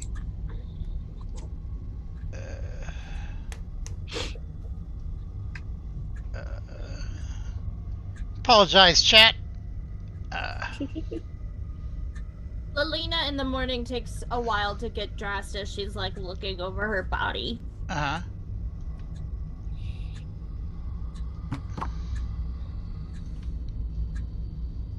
Okay. That's it. Yeah, no, that's cool. Yeah. She's just getting used to things. I think if you're taking time, Astrid's gonna like pull Arabelle aside and just give her as thorough but short a don't go into the city, don't steal the things, don't actively try and piss off the parents. If you're gonna get yourself into mess, have a way out and have a backup way after that. Like, how many different little things can it, because she's not planning on coming back in a couple days. Yeah. And it's like, I'm going to give you as just much life advice as I can hand you, that it's going to keep you alive. And then if anything goes wrong, tell parents, don't keep it to yourself. Like, if things majorly go wrong or you're actively not okay or whatever, it's better to get a talking to than to die. Like, and I think she actually says that. It's like, literally, it's going to be better for you to have to put up with them, whatever consequence or punishment, than you potentially, because Barovia is not nice. Barovia is not kind. Barovia is not trying to keep you alive. I want you alive when I come back, please and thank you. And in one piece, with hopefully no new scars. Don't worry, I have a destiny to fulfill one day. I know. So you have a very important one. I do, so I'm going to make sure it happens. Good. You know I'm always very safe, very careful. No, I know you always think you're very safe. If you ever need someone to plan some mischief with... Oh, why am I always forgetting his name? Alexei or the elf? Elf. Oh, Savid. Go to Savid and make it a hypothetical. And he can potentially point out some things that you won't have noticed so that you can actually do it. Okay. And the city is off limits. Off limits. When you go by yourself. And I give her a wink and leave. Okay.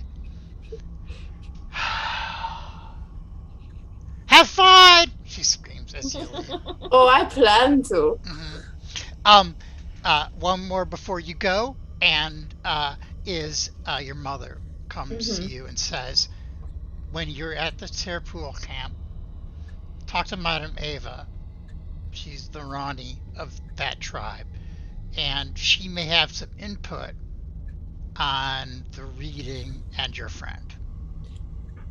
Oh. She is, she's weird because she's a Zeravan, but she, of course they all are. Yeah, but you know, she knows things. Her skill with the sight is amazing. All right. Okay. So, Elena, do you have anything else to do before? Okay. Just, what the hell? What? One of my screens just went blank. So give me a second here. I know. Okay, what did we do here? We're like, we're ready, and the game's like, no. Okay, there we go. Excuse you. Just the cable got a little loose, and I was getting static, and I'm like, who sees like the static anymore? That's so old days. So anyway, The kid's not going to be able to know what the feeling in their arms are when their hands go numb because they don't know what static is. Anyway, continue. no, that's that. No, yeah, okay. All right, so you guys head down the game trail, and as you're getting close to the Old Svalich Road, there is a young lady, and I will send a picture. Get down to the pictures.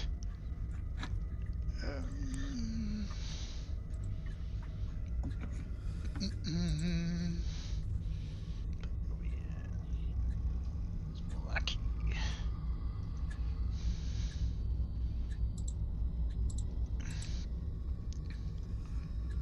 Okay.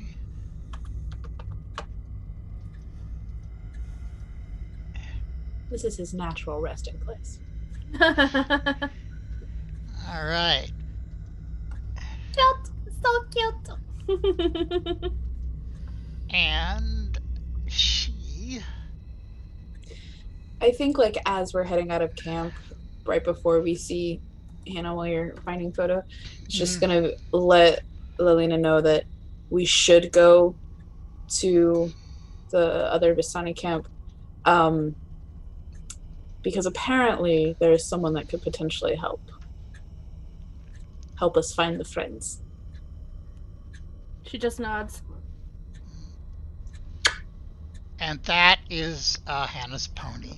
Oh, Thank you. You got a picture. I did. cute.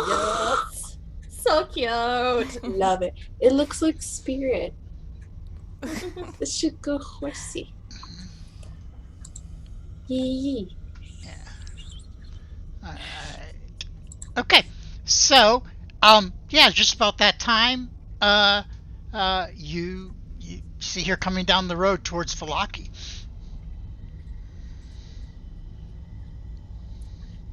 Do you know them? Do you think I know anybody? No. Let's go. I'm just start walking towards Hannah. Okay. I'm gonna like put my hood up and like kind of like if I don't look at them, they're not. No, we've already seen you, darling. Good morning. Morning, and I'm gonna smile. I don't think she wants to talk to us. Oh, but I wanted another friend. I'm gonna nudge a little faster. Are you going to Valaki? Unfortunately. Do you mind us joining? Oh, you know what? Yeah, that sounds good. Yes. You can join me. Or you could join us? I don't know. We can go together. Okay. Two paths have merged in the wood, and we continue. Do you have names? Lalana. Lalana? Astrid, what pretty names. My name's Hannah. Pleasure. What is your business in Valaki? I need a wedding dress.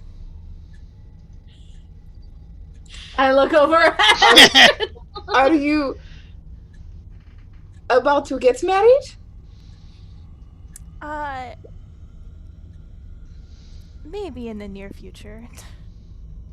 Oh, congratulations. Thank you. She doesn't like hers. You have a wedding dress. It's a courtship dress. Oh, that congratulations. Well, Okay. more of a out of duty rather than out of wish. But yes. it can come off the instant I am over that hill. Oh, okay. And she like picks up the skirt a little bit, and she has pants on underneath and all of that. And like The instant they get out of sight of the camp, it's just gonna be dresses off, folded up nice and neatly, put in, vest is pulled on, breastplate is put on and buckled as she goes, pulls out her, like, readjusts her rapiers and everything, and much better. I can breathe. Let us continue. So what is your business in town? I don't know, what is it? I turn to look at the player. Well, if I don't know where we're going. I don't know where we're going. We are going to the other camp, which is what name again? Tserpool. It's Tser, and then pool. Tserpool. Yeah. I don't know where that is. It is about a day's travel away to find a man and get some information on friends. Are you friend? I could be friends. Sure. Yes. So you don't know where you're going? Are you heading in the right direction then? Are you sure you want to go into this town here? Sure. I am in no rush. Oh, okay.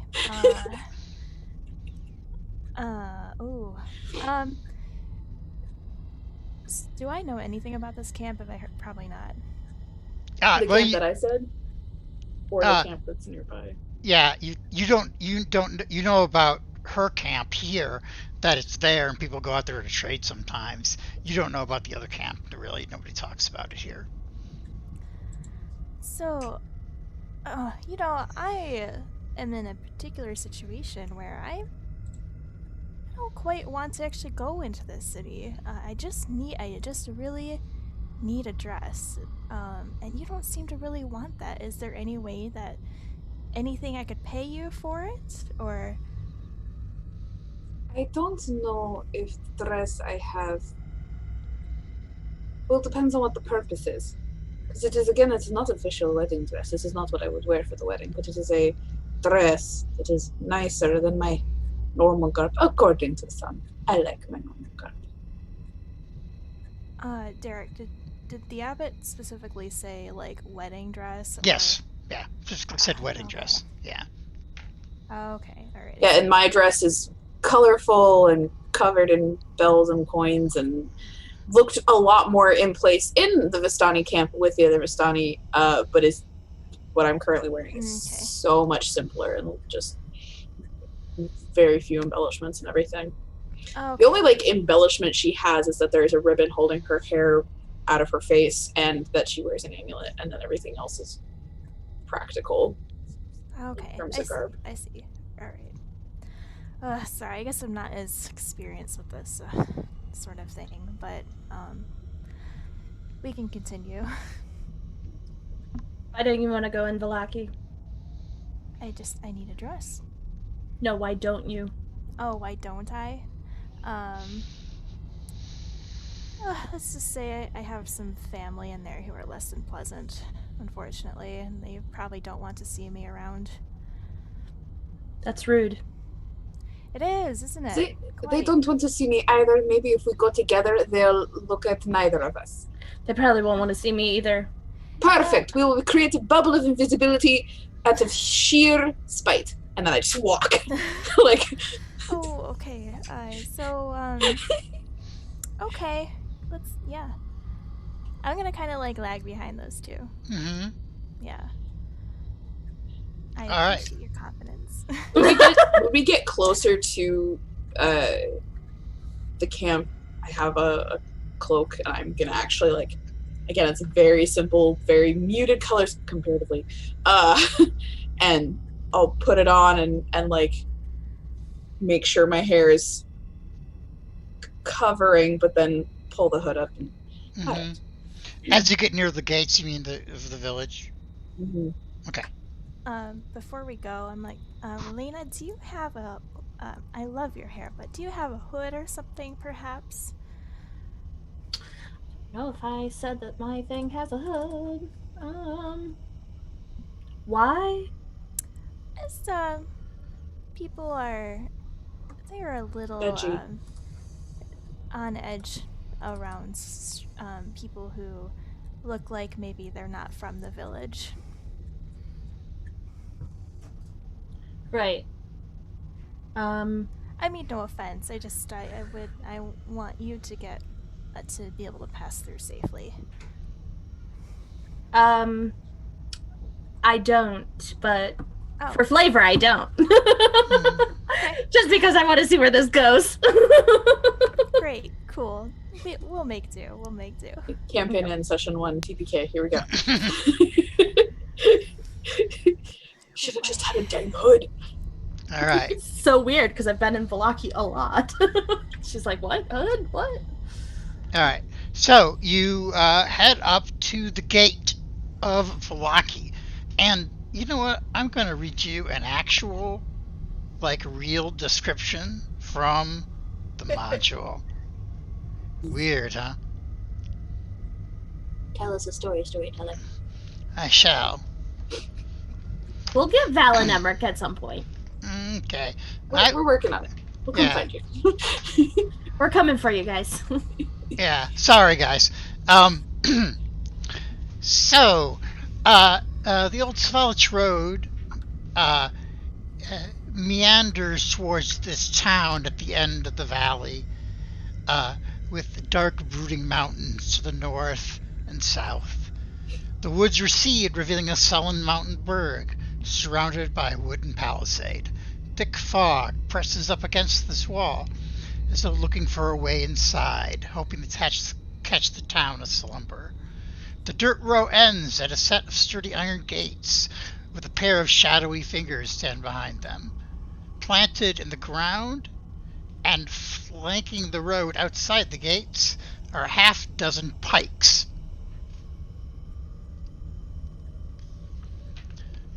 Okay.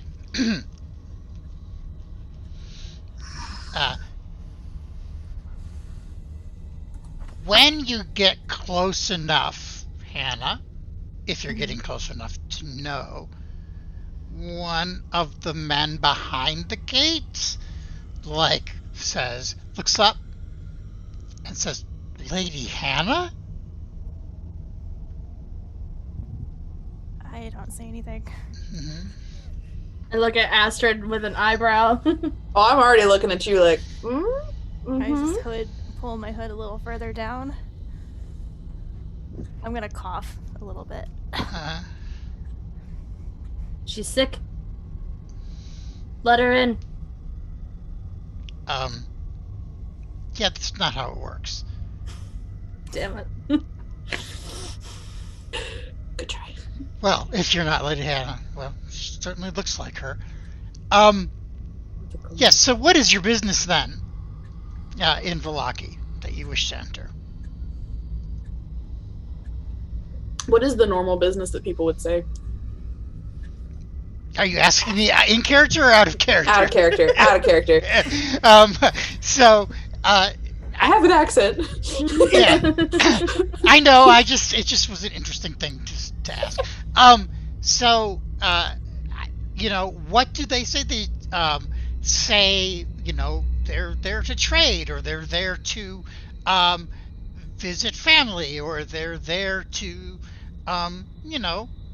things that are not weird, is what they would say. Now, Arabelle would say you avoid that and just go over the fence. But, Oh, of course. So,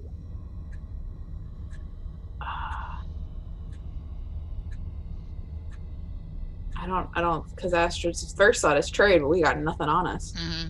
I'm gonna speak up. Yeah. I'm so sorry. We're here to see some old friends from childhood. I'm gonna keep my hood down.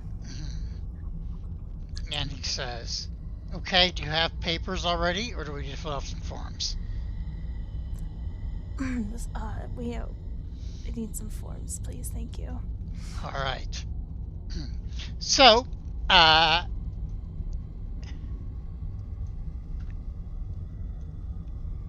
eventually, after a few moments, the the guard hands through the gates 3 forms that say basically your name, where you're from, and what your business is, and do you have any weapons to declare. Sure. And showing with that is a copy of this document, which I'm going to provide to you now. While we're waiting for that, Lalina will put her hand up on the fence and go, ugh. Out of frustration. Listen, I will help you. I know it's difficult for the two of you to read and write. It's all right. I can read and write. What are I you can read and talking write. about? I just need to know what information about them. Oh, well, you need to know. Just trust me. We will see our friends soon, I promise. And I will do my paperwork, and then I'm gonna write down names of people I know in the village. For Okay. them and stuff. So when you're like talking to them like that, the other guard goes, are those two in bondage to you? I don't like to use that term, but essentially, yes. Okay. They both nod as if that makes more sense. Yes. Like very matter-of-factly. Yeah. I kind of get like a vague, irritated, like, don't get close to me if they, that kind of gesture, if they try to, like, get up in my space. To us or to the guards? Both. You want? For weapons to declare, Astrid's just gonna declare her rapiers because that's what's out. Yeah. And she'll go ahead and, if they require it, pull out some ribbon and peace bond it. I don't know if they would, but I'll list what I got out as well. Well, I'll be forward about that at least. I refrain from mentioning certain items that I have on my person because it's weird. That's fair. I can't really read the font of the document. If you scroll down, is there a? Yeah. There's text of it. Gorgeous. It's a very pretty font, but on my computer it's just so. Yeah, it is. It's not the best. It's very German script. It's fancy. For you to read, it's actually the text. So fancy.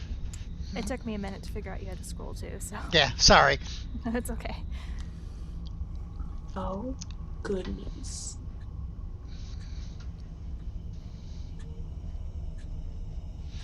All right. I look at Hannah. Can we go in now? Well, and I look at the guards, or I kind of. They nod and then open the gates. As soon as we're passed through and like out of earshot, I just look at her and go, "Bondage." I would never. It is an unfortunate Servitude. Why is this what happened? I am glad you do not actually mean it, because if you did, we would not be friends. But I thank you for entrance. Yes, it would have They would not allow a Vestalian on her own. No, it would be quite difficult for all of us to get in if I hadn't. I should have maybe clarified that beforehand. I apologize. Do we discuss the lady now or later? Oh, later. It's not that important. Over drinks. Wonderful. And then... Drinks. Yes, I can get behind that, yes. Okay. So there are a number of posters on the walls, like right near the gates when you're let inside. And here's like the ones that are most, this is the one that's most prominently posted. As soon as I hit the right button.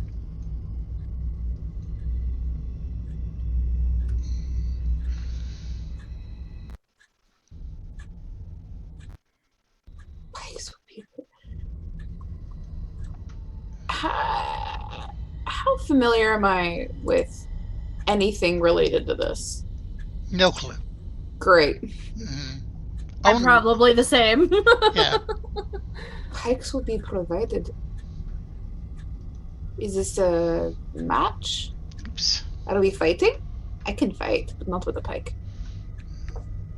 Far too cumbersome.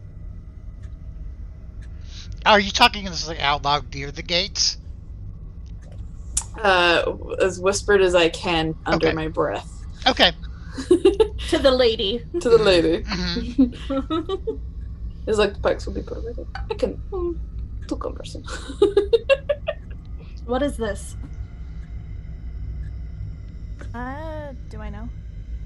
It sounds like one of the festivals. Oh, this is festivals are very common here. This is likely has to do with one of those. You festival with pikes. Oh, there's Don't festivals. allow this. Festivals are seen as wonderful and fun things. And full of pikes. Astrid's grumbling to herself about them having festivals and yet not wanting Vistani, and they don't know how to have a good time. Maybe it's how things are here, and it's different, but people enjoy that, and we should respect that while we're here. Lalana is just like quietly whispering to herself in what would be probably Farfarian. Mm-hmm. Like, oh, Mother Night, fucking help these people. What is wrong with them? There's a reason I left here, okay? I smile charmingly, like everything is fine. And do you have a good poker face too? Yeah. Damn. No, life. Everything is burning and it's great, but it's also fine. It's a little spooky how good her poker face can be sometimes.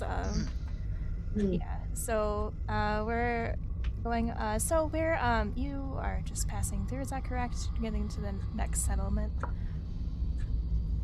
What? You too. We need to get to a different Vistani camp, but we can fetch your dress if you would then join us.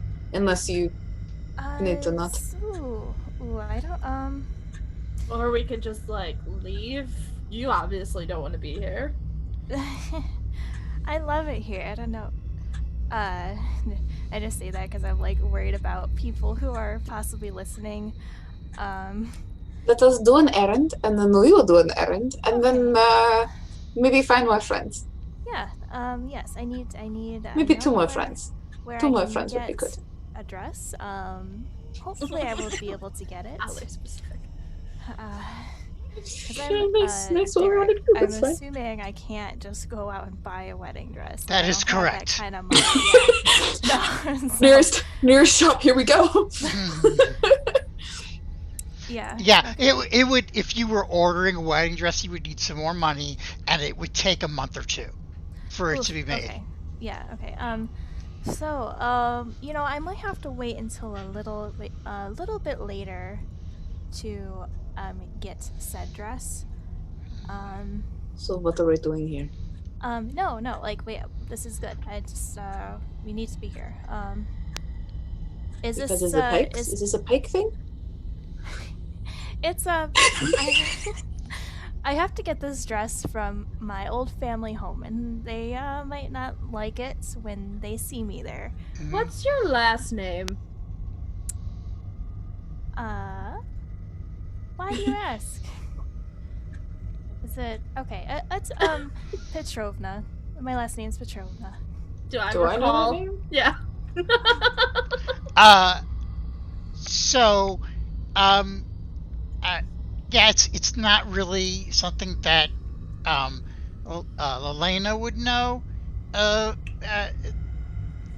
Probably not. Yeah, Astrid would, actually, Astrid, give me a history roll. Roll. Oh no! First roll. Oh, this is gonna be horrible. Let's go. I am using my runic dice. Here we go. 15 plus a thing. Mm-hmm. Let me find the thing. History. Mm-hmm. 15. Okay. Yeah, so you remember a story? Because occasionally they tell you stories about the silly Georgios. That Very about simple. a woman who was very important in one of the first revolutions against Strahd after he reclaimed the land, named um, Tasha Petrovna, Hmm. and she was a holy warrior.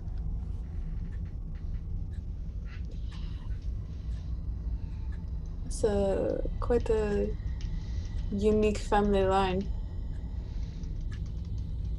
Mm-hmm. Yeah, I think so. Oh god. Okay.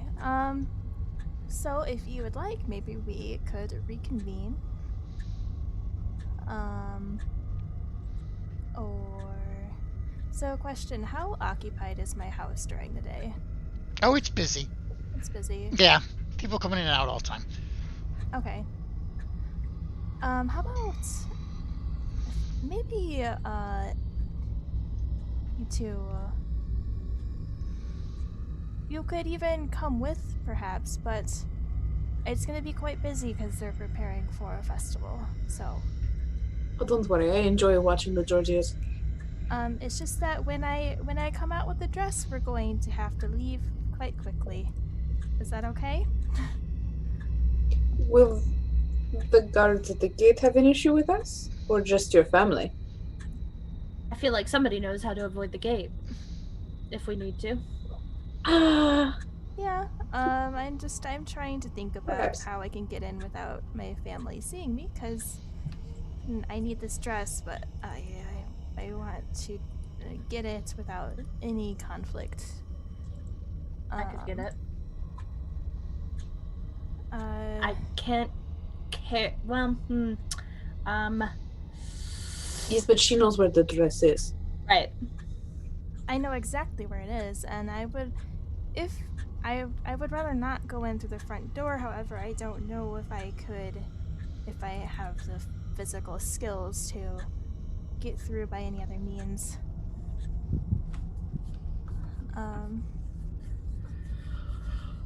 Cannot open a door? Oh, you might. Okay.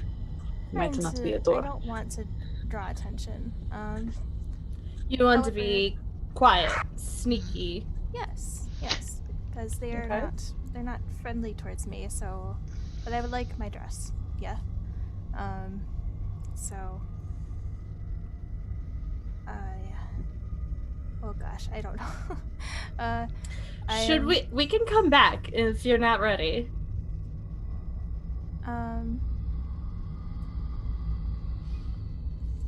Well, let's maybe take a walk by, and I'll show you what I am referring to, the place I'm referring to. Lalana is getting a lot of looks. Yeah, let's keep moving. Yeah, a lot of straight people are What just staring, just staring outright at her.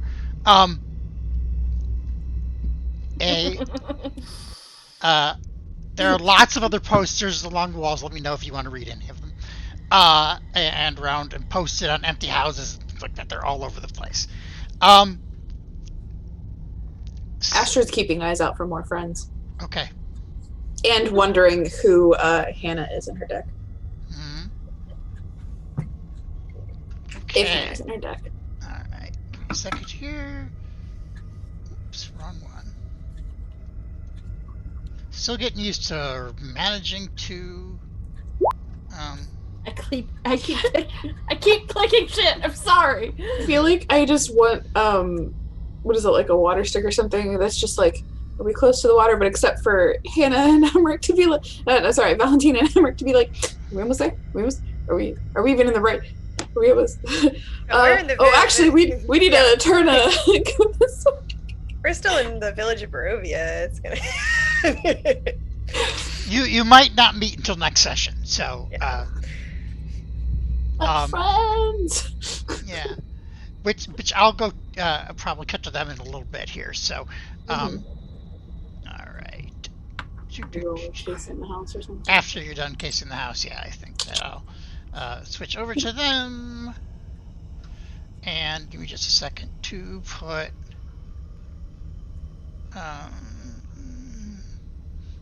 I hate this. Sorry, I shouldn't be saying things like that. Let's bring your tokens. I assume that you aren't going by like right in front of the front door, correct?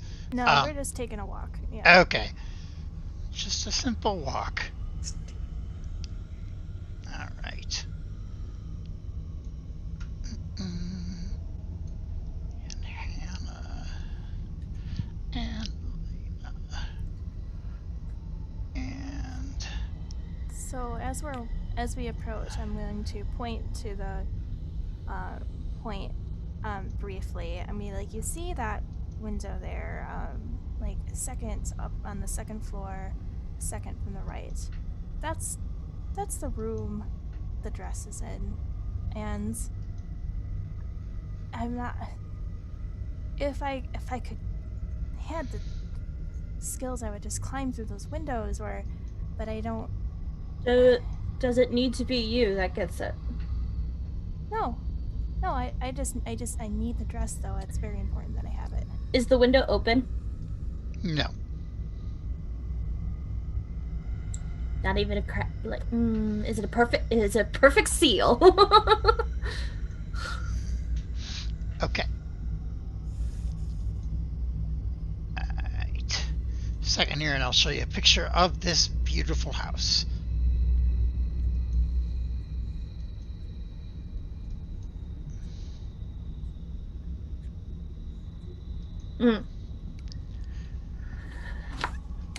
I can try Yeah. and get your dress. Oh. I think I know who Hannah is. Okay. My deck, not Oh, okay. secret identity, but Are there? I wouldn't be surprised if you figured out who I was, though. Mm-hmm. In that regard, too. This mansion has walls of plastered stone that display many scars where the plaster has fallen away from age and neglect. Drapes cover every window, including a large arched opening above the mansion's double entrance doors. People are coming and going on a regular basis from the front, but where you are behind it, there's not as many people. In fact, so. I can get your dress for you How? by myself. People don't usually go to the second floor unless they're part of the family. They won't even see me. How? I go up to the wall below where she said that window was, if I can get close enough. Okay, to clarify, where Or she would indicate, it's yeah. okay, because she didn't have a picture, right? know Yeah. exactly So there's where- only one window on the second floor, on that side of the wall, and that's your parents' bedroom. The room that you're talking about is the room with the chimney next to it. Okay. And there are 3 floors to this house altogether. I'm trying to. So it has a chimney that goes to that room? Is that what you mean? Yeah, like through that room, Okay. like it goes from bottom to up to the top. So there's a fireplace in the room where the dress is. Mm-hmm. Yeah. Okay. So I can still- Well, wait a second. No, actually there isn't. The fireplace is on the first floor. It's just the chimneys, and that's the room. So. Wait. Can My I bad. see? Do I have a handout of the layout of the manor or no? No, but I can get one for you in just one second. I thought I took a screenshot, but I think I lost it. No, it's okay. My bad. I should have given you one, so it's okay. Give me just a second here, and I will get it for you.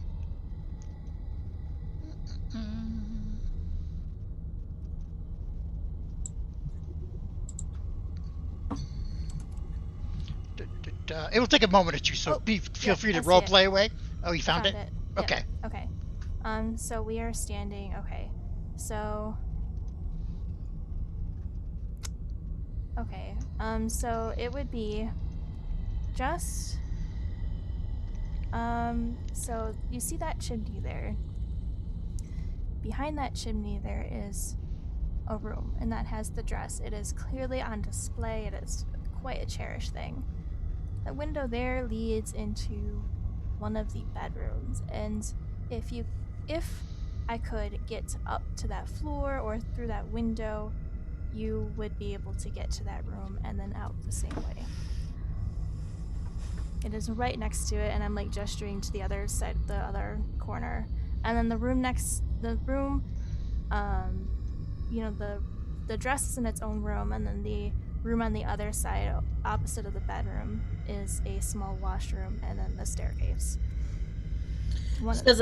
So the room with the dress is connected to the bedroom that we see the window of? Yes. I can get in there, but I cannot get you in there. Can you get the dress out? Through the window.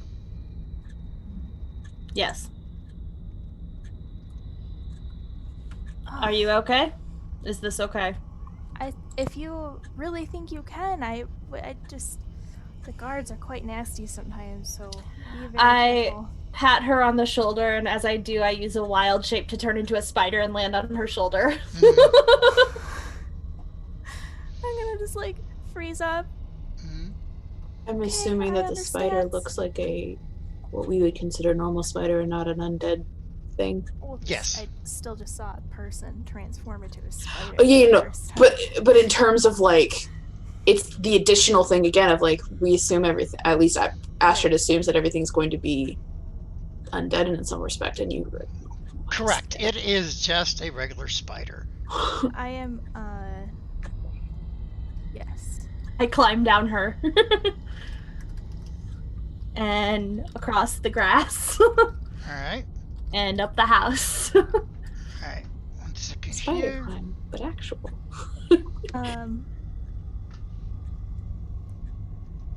Okay, so there's not many people around. Who needs a rogue when you got spider? There's not many people around on this side, so I'm gonna kind of shift so I'm closer to the house a little bit and more out of sight. Alright. Give me 1 minute here.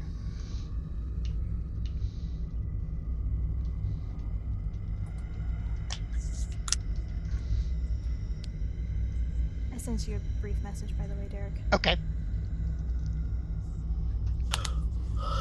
Brief message.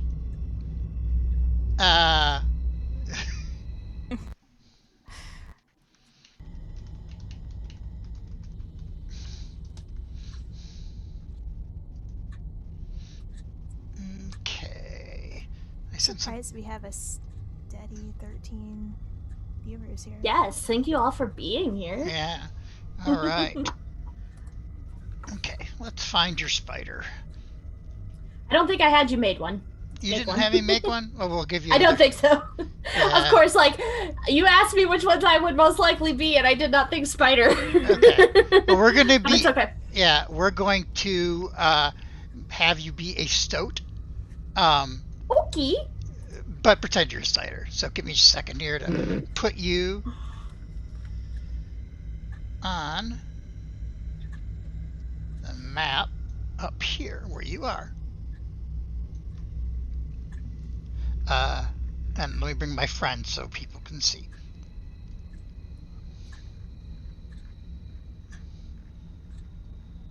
All right, hi. Okay. You climb up to the second floor window. Can I find any cracks to the window? Well, you know, it's not really designed to open and close because you know, they're old lead windows, but it's also a very old house, so you are able to sneak through into the room. Oh yeah, getting in there. Okay. Oh god, there's 3 doors. Okay. So based off of where the chimney was, and she said the room was connected, I'm assuming that the room with the dress is over here. The chimney. I just pinged it. The chimney is actually here. I can't. Oh, okay. So it'd be down. So Yeah. I'm gonna go crawl under this door. Okay. Sneak, sneak, sneak, sneak. Sneaky sneak. And I'm gonna go through. Mm-hmm. I'm sorry if you can hear my cat screaming, by the way. It's okay. Okay. It's okay. All Adds right. to the atmosphere. Well, let me read you a description of this room. I'll actually read you both of them. Okay. Because it'll be fun. Okay. For the master bedroom. Time has faded the grandeur of this master bedroom. The furnishings have lost some of their color and splendor. A short pull rope hangs from a wooden trapdoor in the ceiling. Second, this room. This room smells of powder and fine perfume. A vanity with a mirror stands against the wall, one wall, next to a faceless wooden mannequin wearing a white bridal gown. Mounted on another wall is a full-length mirror with a gilded frame. A door in one corner leads to a garderobe. There's nobody in either room. No. I just take a second to like look around and kind of buy a little time. Mm-hmm. I'll unwild shape. I will come back. Okay. How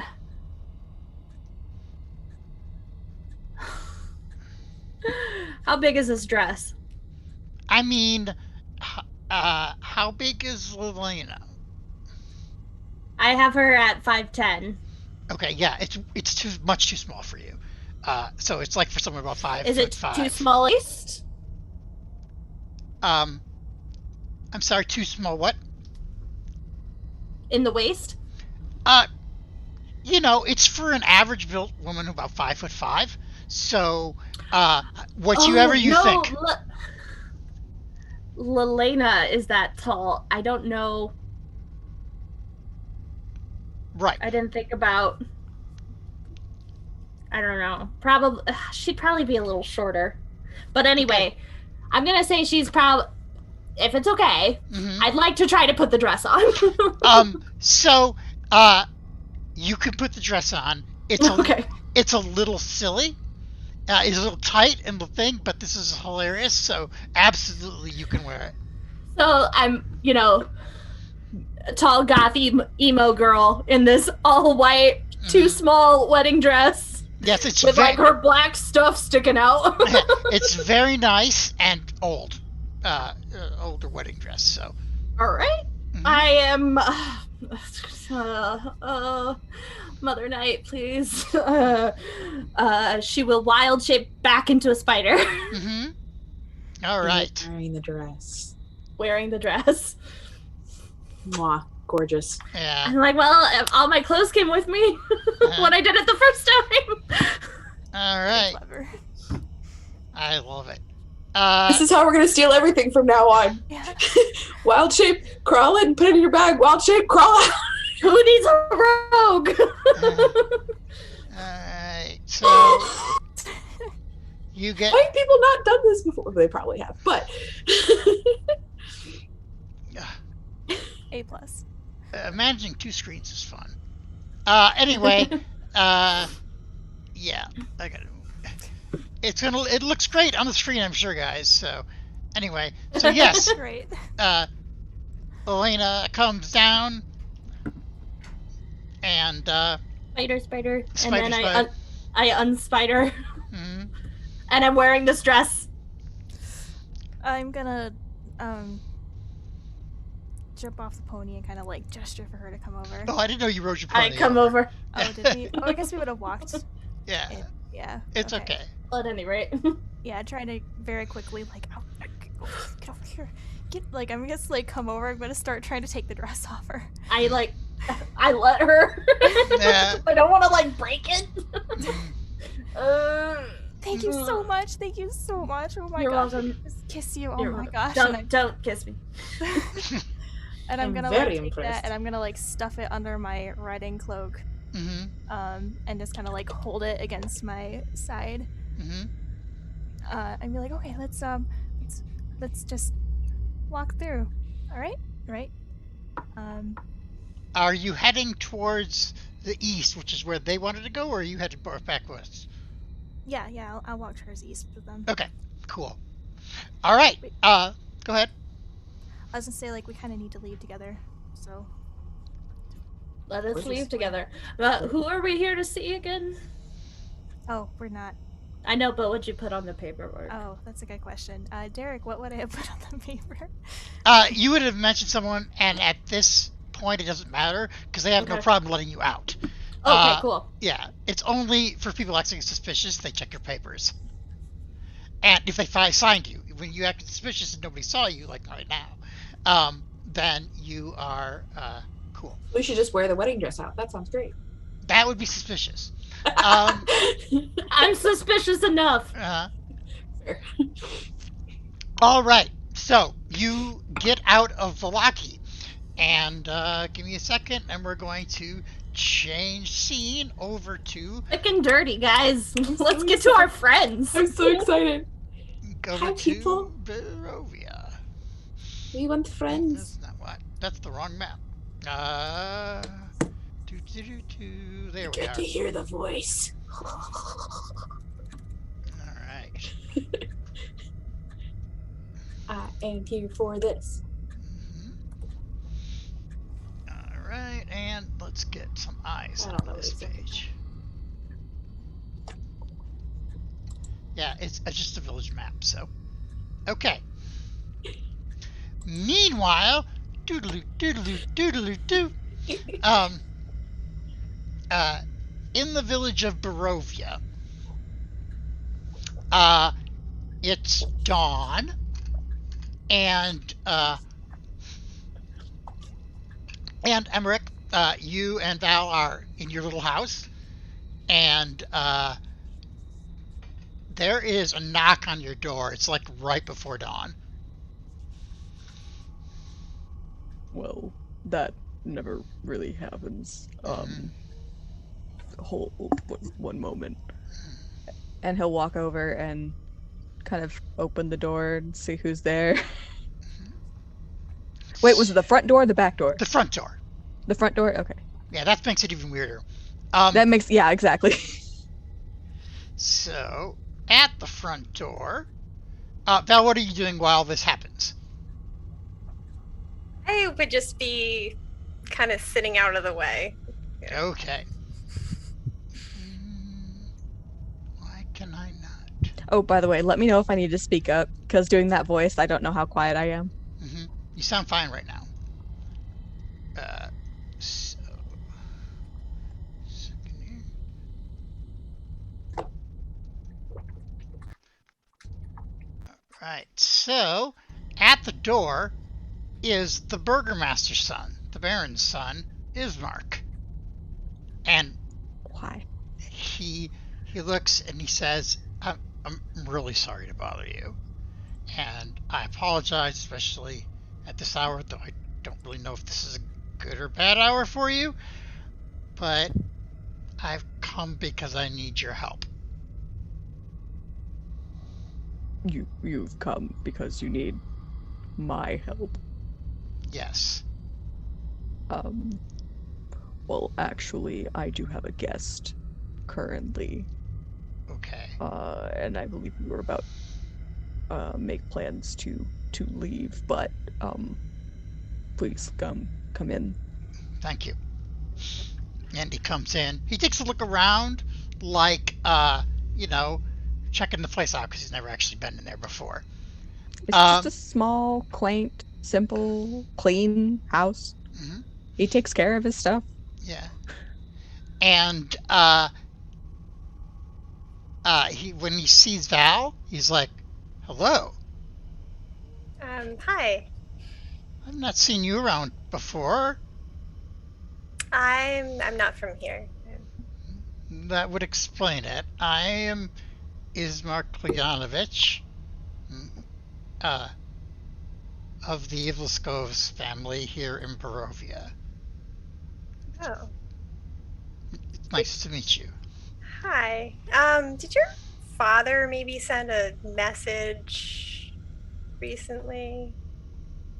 He stops and blinks at you, and he says, "I told him not to, but maybe." So she'll just take it out of her pocket and hand it to him. Okay. And then she'll say, "If I can help, I will. I don't know what I can do, but..." He looks between the two of you and looks surprised and says, Wow. Okay. Emmerich is confused. Yeah. So he looks at the note and he says, "Oh, this is definitely my father's handwriting." Um, and I will show the note to everybody here. Give me a second. I'm sorry, Emmerich. I kind of lost track of things after I got knocked out by all those wolves, and then we met Father Donovich's son, and I forgot about the letter until just... Understandable after the night we had. Okay. But why? What was it that you were needing help with? Well, it's about my father too. Um, he died 2 nights ago. And I've asked over on our side of town, and nobody has been brave enough to take his body, help me carry his body and his coffin up to the church. But I knew you worked at the church and that you might be able to help, so I came over here. You'll see, it's been a rough couple days, a few days, and he looks back. He says, "Val, was it?" Valentina. Valentina. Yeah, Val's fine. It's Valentina. Valentina, Miss Valentina. Do was I hate to ask, was there a by where this note was? Yes. I know I can't bear your grief. That is yours to bear, but I can help. I just feel bad for that, because that would have been Dalvin Walensky, who Emmerich has heard of, the family and stuff like that. And I told Dad not to send the letter with him. I don't even know what he meant to do with them. Escape, perhaps? Who knows?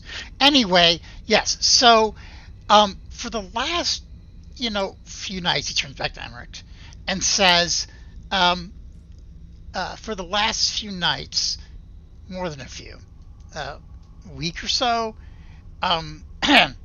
we've had some trouble at night at the house with things attacking the house, and my father's heart couldn't take it anymore, and he died. I'm so sorry. Thank you. Thank you. Although, when you say thing attacking the house, do you mean wolves?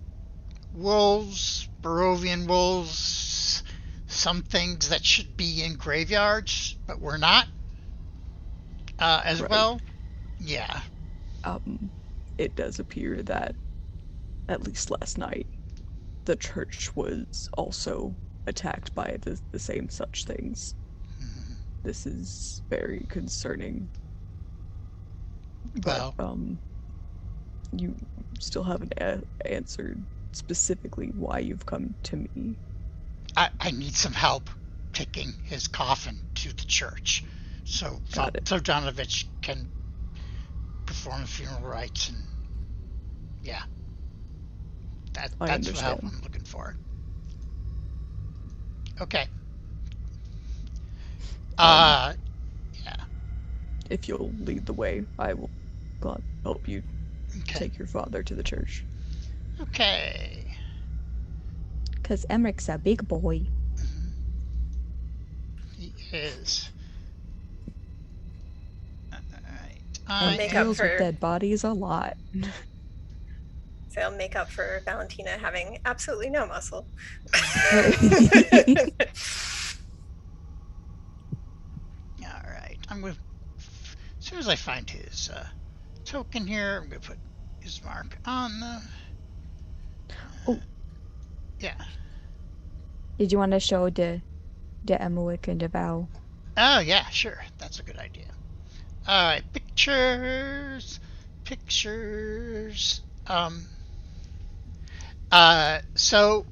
you guys want to play for a few more minutes to get you on the road? Sure, whatever Okay. works. Okay. Heather, if you need to go, just go when you have to go. You're muted, sweetie. I still have until 9:30 until I need to go. 9:30 Central. Yeah. I just want to say, if we happen to run over that, then feel free to just drop off. It's not a big deal tonight. So we're going to show some pictures, I believe. Emmerich, here you are. As soon as my thing wants to do this thing. Okay. Here is our friend Emmerich. I drew my boy. Who drew your boy? My boy. Yeah. Alright. And in 1 second, I have Val.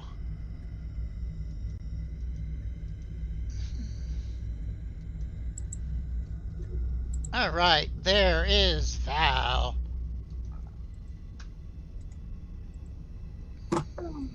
And Ismark keeps looking at her like, she's hot. Yeah. She doesn't seem to notice.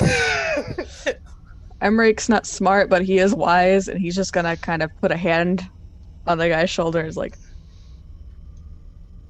lest the Morning Lord see wandering eyes. Keep moving forward. Okay, he says. He's not 100% sure what you're warning him about, but yeah. Okay, so... Like, you keep staring at the hot chick. Well, yeah. I mean, he knew that part, but he didn't know why it was a problem, except that it was inappropriate. Yeah, that one specifically. Okay. That. Okay, yeah, inappropriate just to be staring at her. Okay, so I got some more pictures because I love everybody. Yeah. Alright. There's.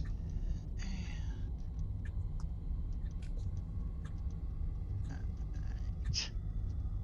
So this is beautiful downtown Barovia. Mm-hmm. You head down the road. It's really silent right now because it's just around dawn.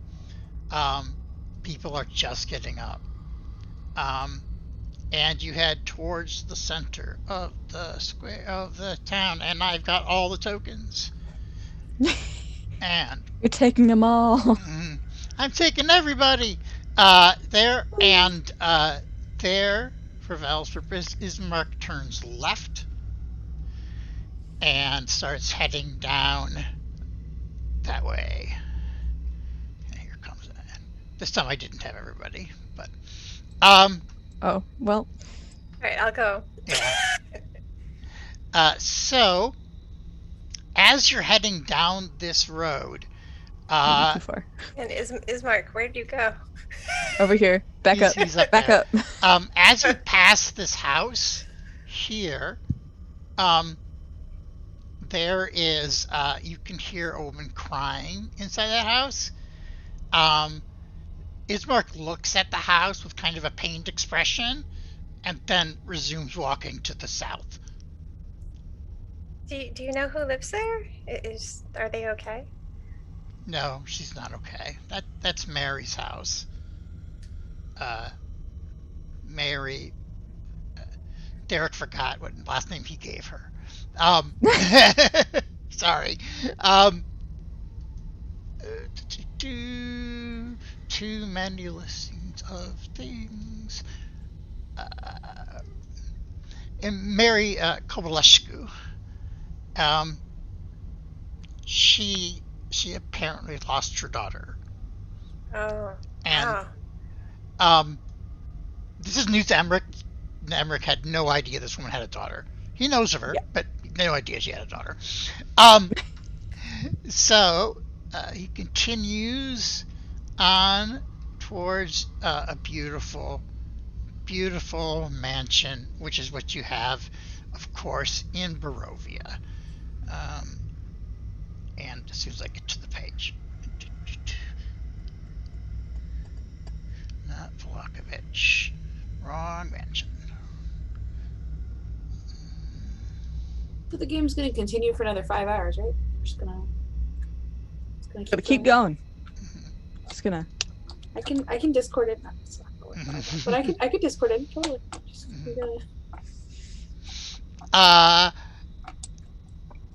I've been told that it's not nice to have like weird hours for when you stream, but you know, who knows.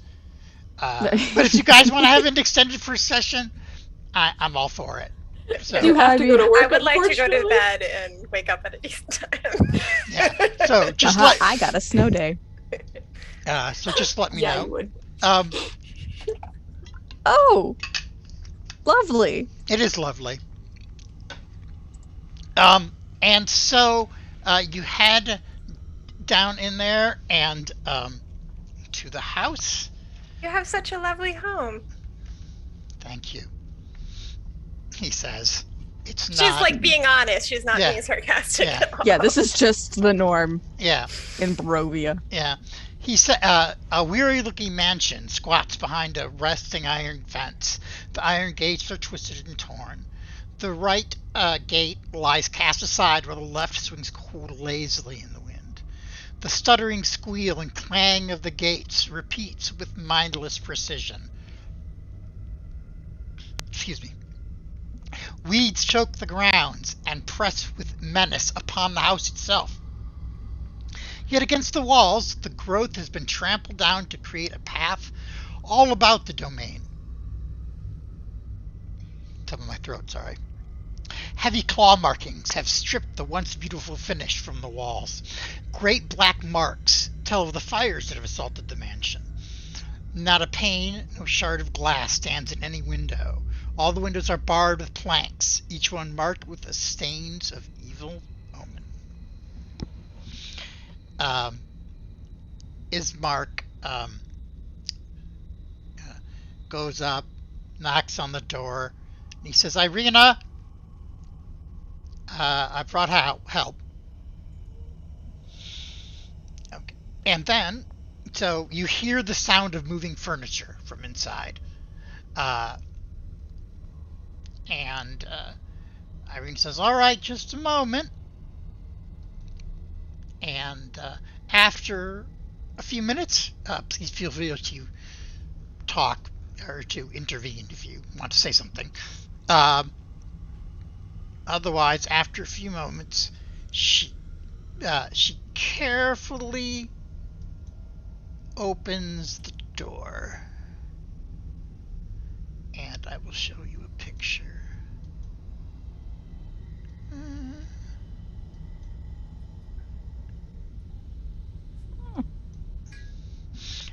So this is Irina. She actually kind of, in some ways, looks like Val. So I was getting a drink. That's what I was doing.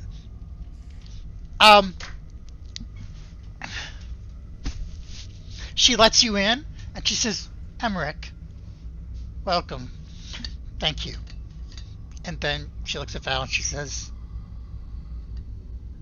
I'm Irina. I don't know you. I'm Valentina. I'm from Immel. Oh, okay. I'm new in town. Mhm. Sorry. Mhm. I love that joke. God. My brain Emmerich- completed the rest of it. Mhm. So, Emmerich does nod to her. Hello, Irina. My condolences. Thank you. Like I said, it's been a little rough, but come on in. Come on in. The interior of this mansion is well furnished, yet the features show sign of great wear. Noticeable oddities are the boarded up windows and the presence of holy symbols in every room. The burgomaster is in a side drawing room on the floor, lying in a simple wooden coffin, surrounded by wilting flowers and a faint odor of decay.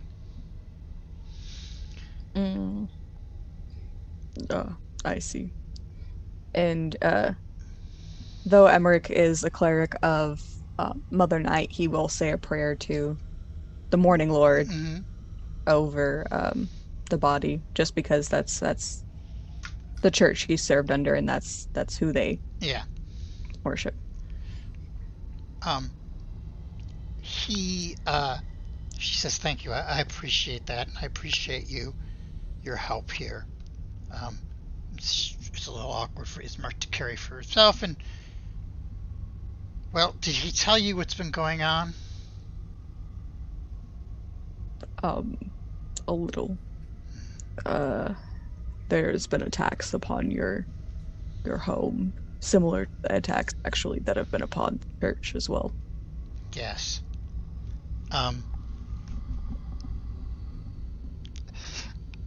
I appear to have attracted some negative attention, she says. This says she's putting the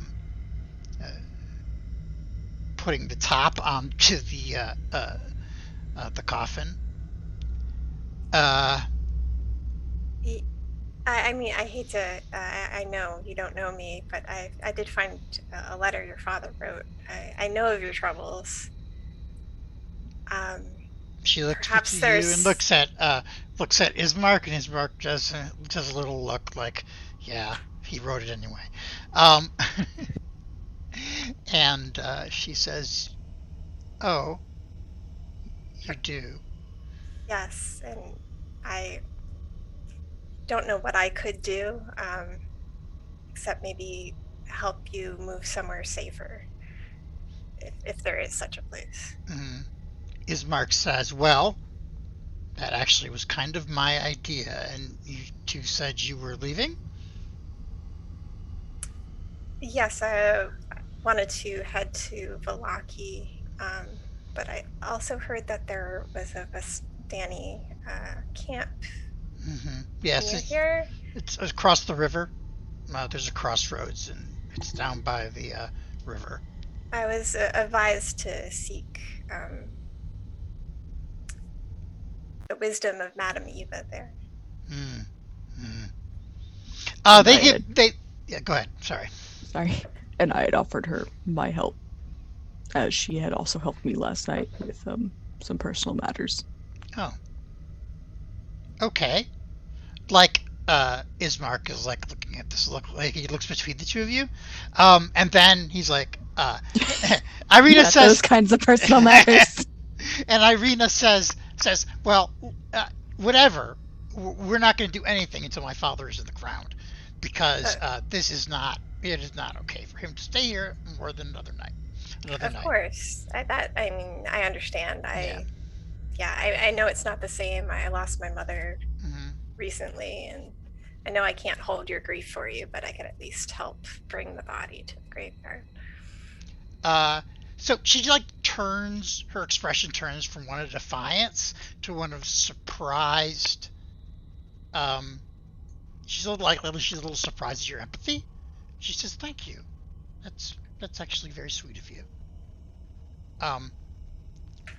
And Ismark says, "Now, Rita, Emmerich and I are going to take the coffin. Is it ready to go?" And she goes, "Yes."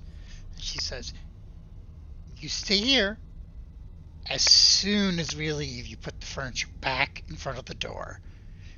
And she sighs, like her older brother has told her so many things over the years, repeatedly, about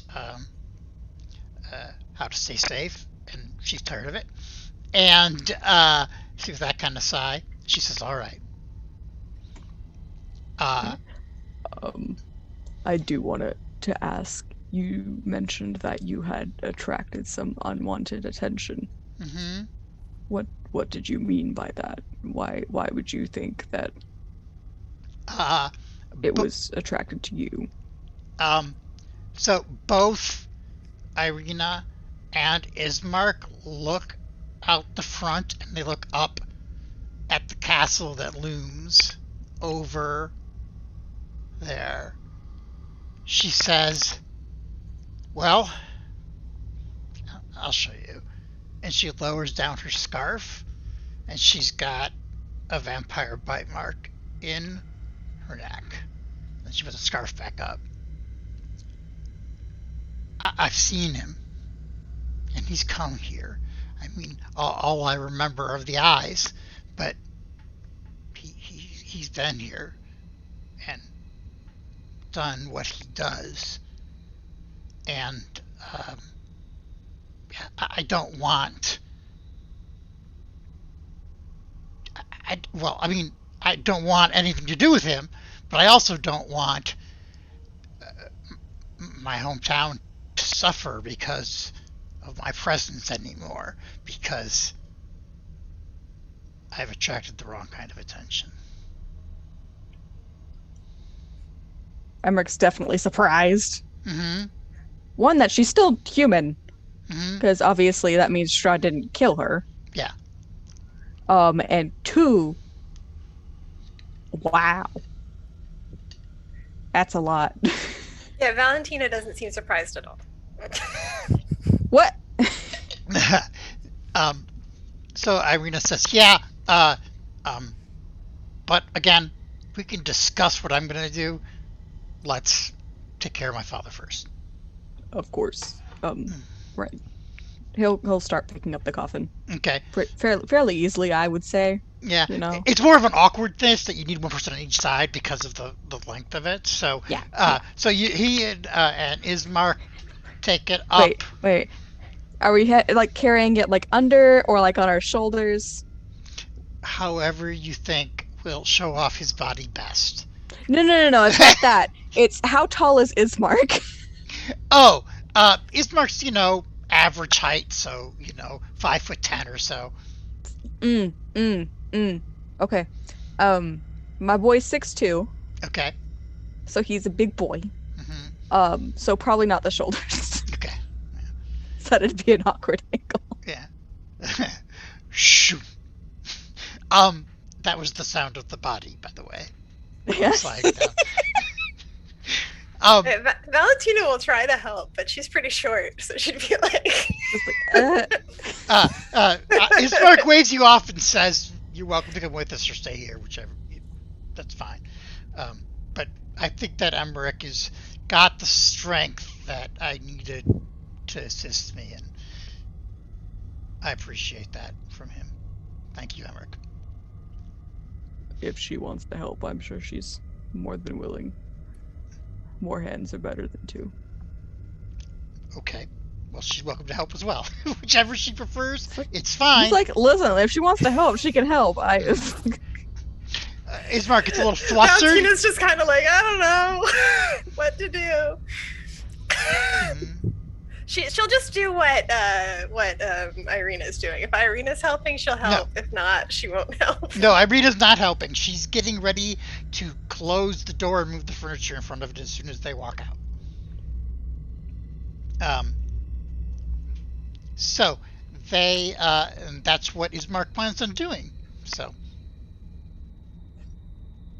I assume that Ioma's Emmerich is following.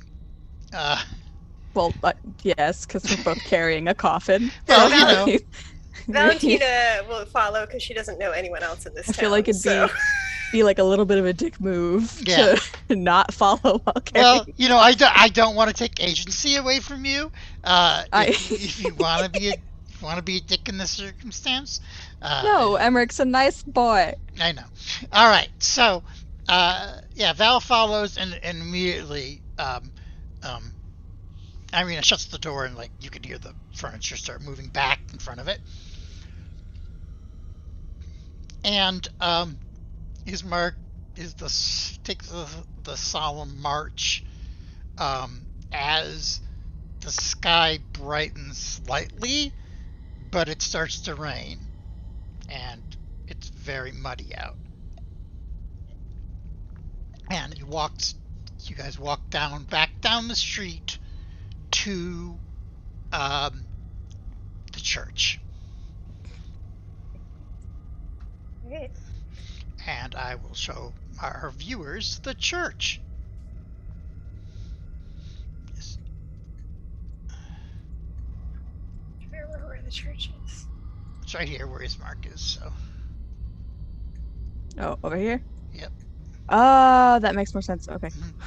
All right. Let me just show the church to our friends. Not that one.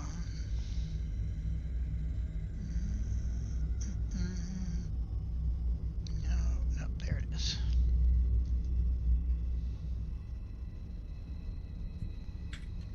Okay, come on.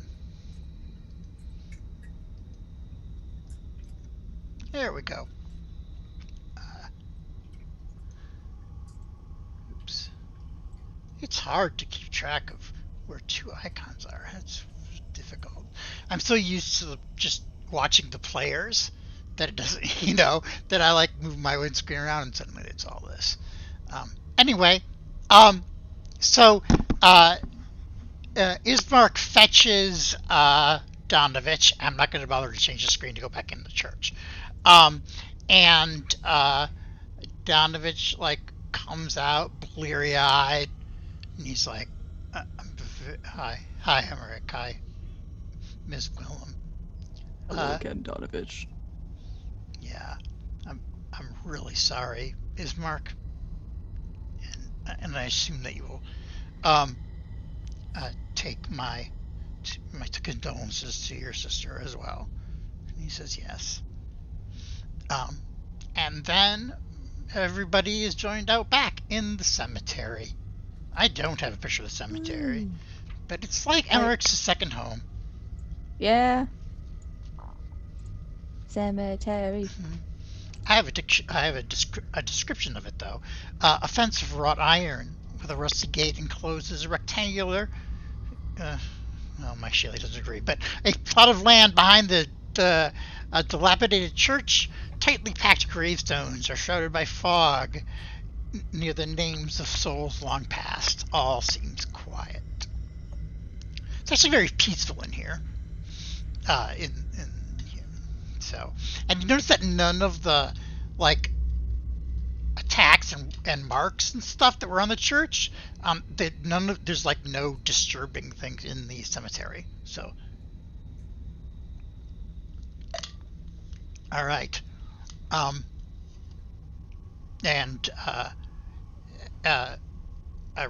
Ismark says, I think we'll want to put him in the spot where my mother is. Yes, next to my mother. And Donovich nods. Yeah, and as if he was doing it, Donovich nods. And then Ismark asks, "Oops, what is Ismark doing down here? He should be up here." Ismark asks, "Do you need any help, Emmerich, with the digging?" No, I'm fine. Yeah, you get the impression he was more asking out of politeness than anything. Yeah, and he responded in politeness. And he grabs his custom shovel, because apparently in medieval times had smaller shovels. Mm-hmm. But he has a custom big boy shovel, and already goes to town. Okay. And I feel like he can dig pretty fast at this point. Yeah. So he sorry. You okay? No, I'm actually laughing at the chat, so because it's funny. Yeah. So Donovich kneels over the coffin and is saying prayers. Ismark looks awkward for a second, and then he joins Donovich. Did I call him Donovan? Donovich. Next to the coffin. And they're talking quietly. Valentina takes out her book and starts taking notes on the on what they're doing. Okay. So, of which are you taking notes on Emmerich's shoveling skills or on the on the prayer that they're okay. saying? Sure.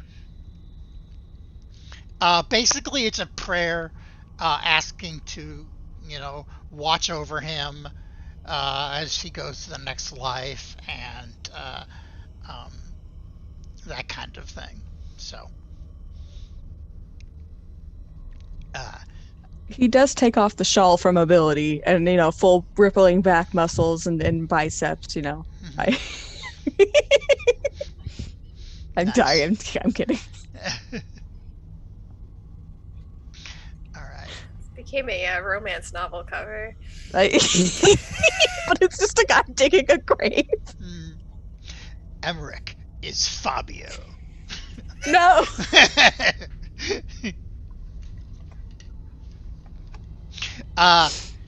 So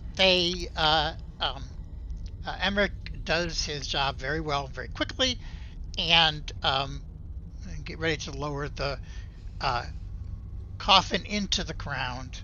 All the while, Donovich is mumbling prayers, and Bismarck starts crying. He starts crying? Yes, crying. Okay. I'm gonna try to put a comforting hand on his arm. He says, thank you. Thank you. I know you didn't know him, but he was a very good man. Thank you for your empathy. She just nods. All right. All in all, the ceremony, the digging, takes a few hours. And they're done. And Donovich stands up a while and says, Emmerich, I'm going to miss you. Don't stay too long. Thank you. I will miss you as well. He says, don't stay away too long. Actually, not just don't stay too long. Yeah. And all right, fine, I'm leaving. Get out. Get out of here. He does clap Ismark on the shoulder and kind of again, my condolences and all of that. And once the burial was done and all that, he did say a prayer for Mother Knight as well. Okay, cool. All right, so everybody goes back to the mansion. Woo.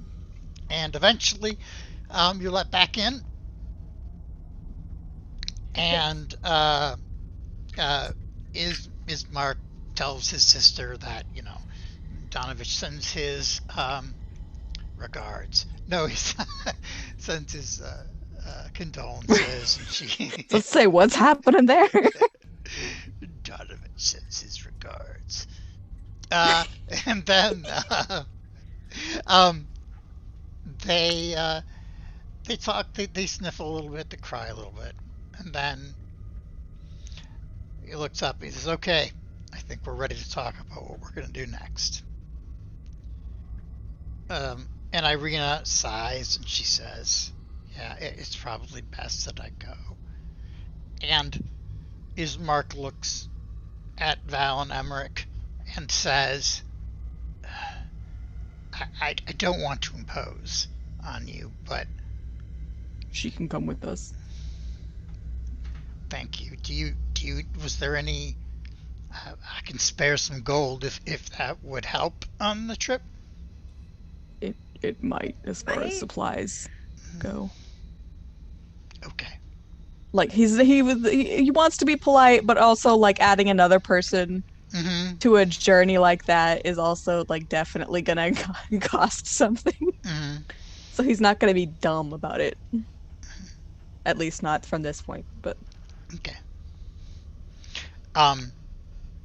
And then so Irina says, well, I mean, you think I should just go to Vallaki?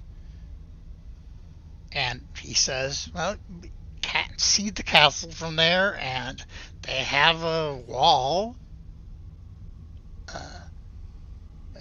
Donovich said maybe Kretsk. There's the abbey there. He says it's a good place. It's very secure. Irina sighs and she says, well, let's go to Vallaki and see what it's like there. Vallaki would at least be safer for the time being. I hope so, she says. that was going to be my second stop after the Vistani camp.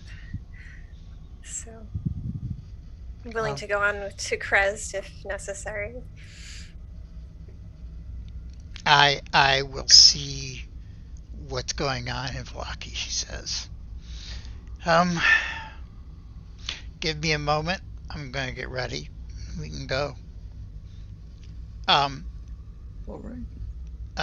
Ismark goes upstairs too for a moment. He comes back down and has 20 gold pieces to give to Emmerich, and he's a good Emmerich. No offense, though. That's fair. Yeah. Yeah. Emmerich, whenever they're out of the thing, he'll probably give 10 to her. So.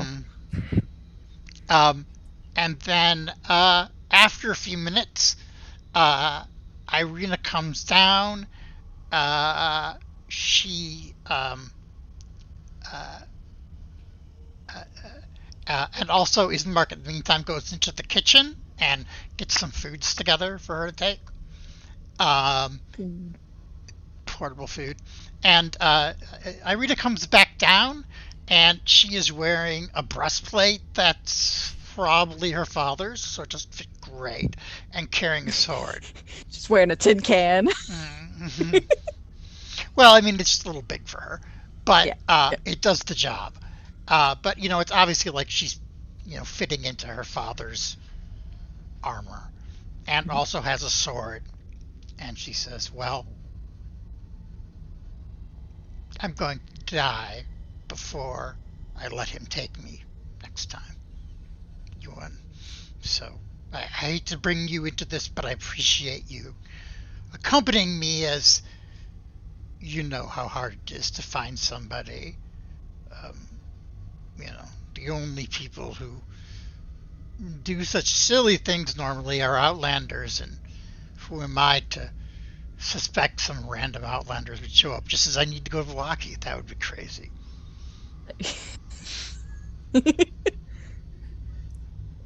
Right. I do need to get a few of my own things together for this. Sure, of we course. We're probably just about to get things together before there was a knock at my door. Yes. So. Of course. Do you want me to come with you? She says, or do you just want to meet me back here when you're prepared? Either way is perfectly fine. It is whatever you're comfortable with. All right. She says, well, Ismark, hopefully I'll see you soon. And take care of the village. You're in charge now. And he says, I know. Yeah, a little wry smile. And they give each other a hug. Oh. And Irina begins to follow you back to your house as you head back up there. Not nearly as nice. No.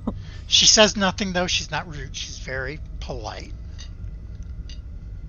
And so Emmerich does end up going into like a back room, which not like there's more than one, but and like in the back of a closet he pulls out a worn scale leather armor, with the crest that was once upon it scratched out, the same of the shield he grabs, the crest once upon it scratched out, and a spear that for some reason seems to have a handprint seared around its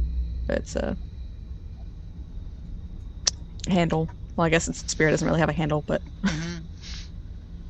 and so he attaches those where they need to go in his pack, and puts on the breast, the armor. No more rippling abs.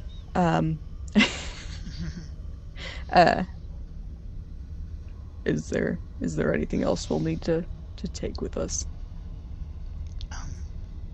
Ira says, I don't suppose so.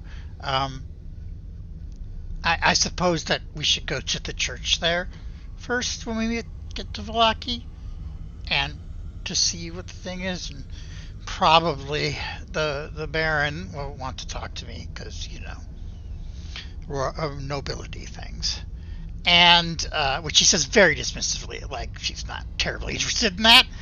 And then she says, and I've also heard that there's a good inn there too, nicer than ours. I see. Oh, there was an inn here? Yeah. Yes. Technically.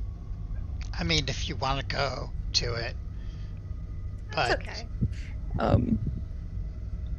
Yeah. So it's like night. Is it night? No, this all happened like at dawn, so it's probably like morning, like Yeah. late morning. Yeah, late morning. Okay, so this is probably a prime travel time. Yeah. Cool. I just wanted to check because for some reason I thought it was like late night, but no, that was last time. Yeah. All right. And then come on, stop it. We will go on the Barovia map, which has Hannah in the wrong place. All right, give me a second here. Giant map. Let me be on the map. I will put you on the map. On the map. On the map. Are we? Should we be able to see it when we're not Yes. on it? No. So Oh, give me a second. just so you know. Oh no! Yeah. Oh yeah. I mean, yeah. No, you're fine. You're fine. Okay. Yeah, that's it. The darkness thing that it's supposed to be here. I can't get it to work right. I will try again before next session, among other things. And let me put people's Barovia. characters. No, come on. Where they are. And Elena, you are there. And Emmerich, you are here.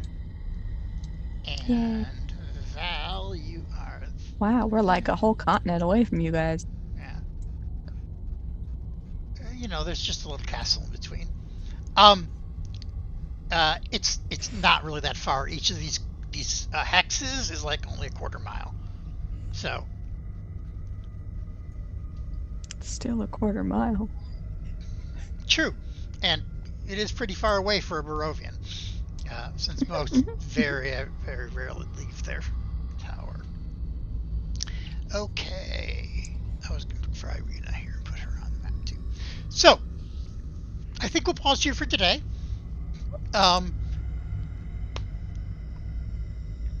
Sounds good to me. And we'll be back with an improved stream, he said. Maybe. But with all the characters together. Yes. Almost. Yeah, there will probably be a little role play on the travel from either side, but yes, you will both suspiciously and surreptitiously reach the Sirpool camp at just about the same time. Perfect. Wow. Would you look at that convenient coincidence? Mm-hmm. I'm a little disturbed to find out that I look like Irina, but cool. Lucky We can you. play bait and switch. I mean, Oh. No. I don't think that made her any more comfortable. No. I'm a little Only if disturbed. it I'm sorry, comes you to want me it. do what? So, I didn't tell you, but it's not just Oops All Barovian, but it's Oops All Irinas. She's wearing a wig. It's fine. Emmerich's and Irina? Yeah. That's funny. Thank you all so much for playing, for coming, for enjoying, for tolerating. I love you, my viewers. And if you missed any of it, I hope to be able to download it and upload it on YouTube. That's my idea. So thank you. If anybody wants to give their Twitters out before we go, again, I will. I'm Derek, and I am Storyteller, and DM, and my Twitter handle is @rderekp. So yeah, this is cool. Can't wait. Yeah, thank you, everyone. All right. Yeah. I gotta go to work. Thank you Okay. guys. All right. Bye. Good night. Bye. Okay, bye. Bye. Let's stop My cat said, my Eclipse says goodbye as well. He just came up. Okay, stop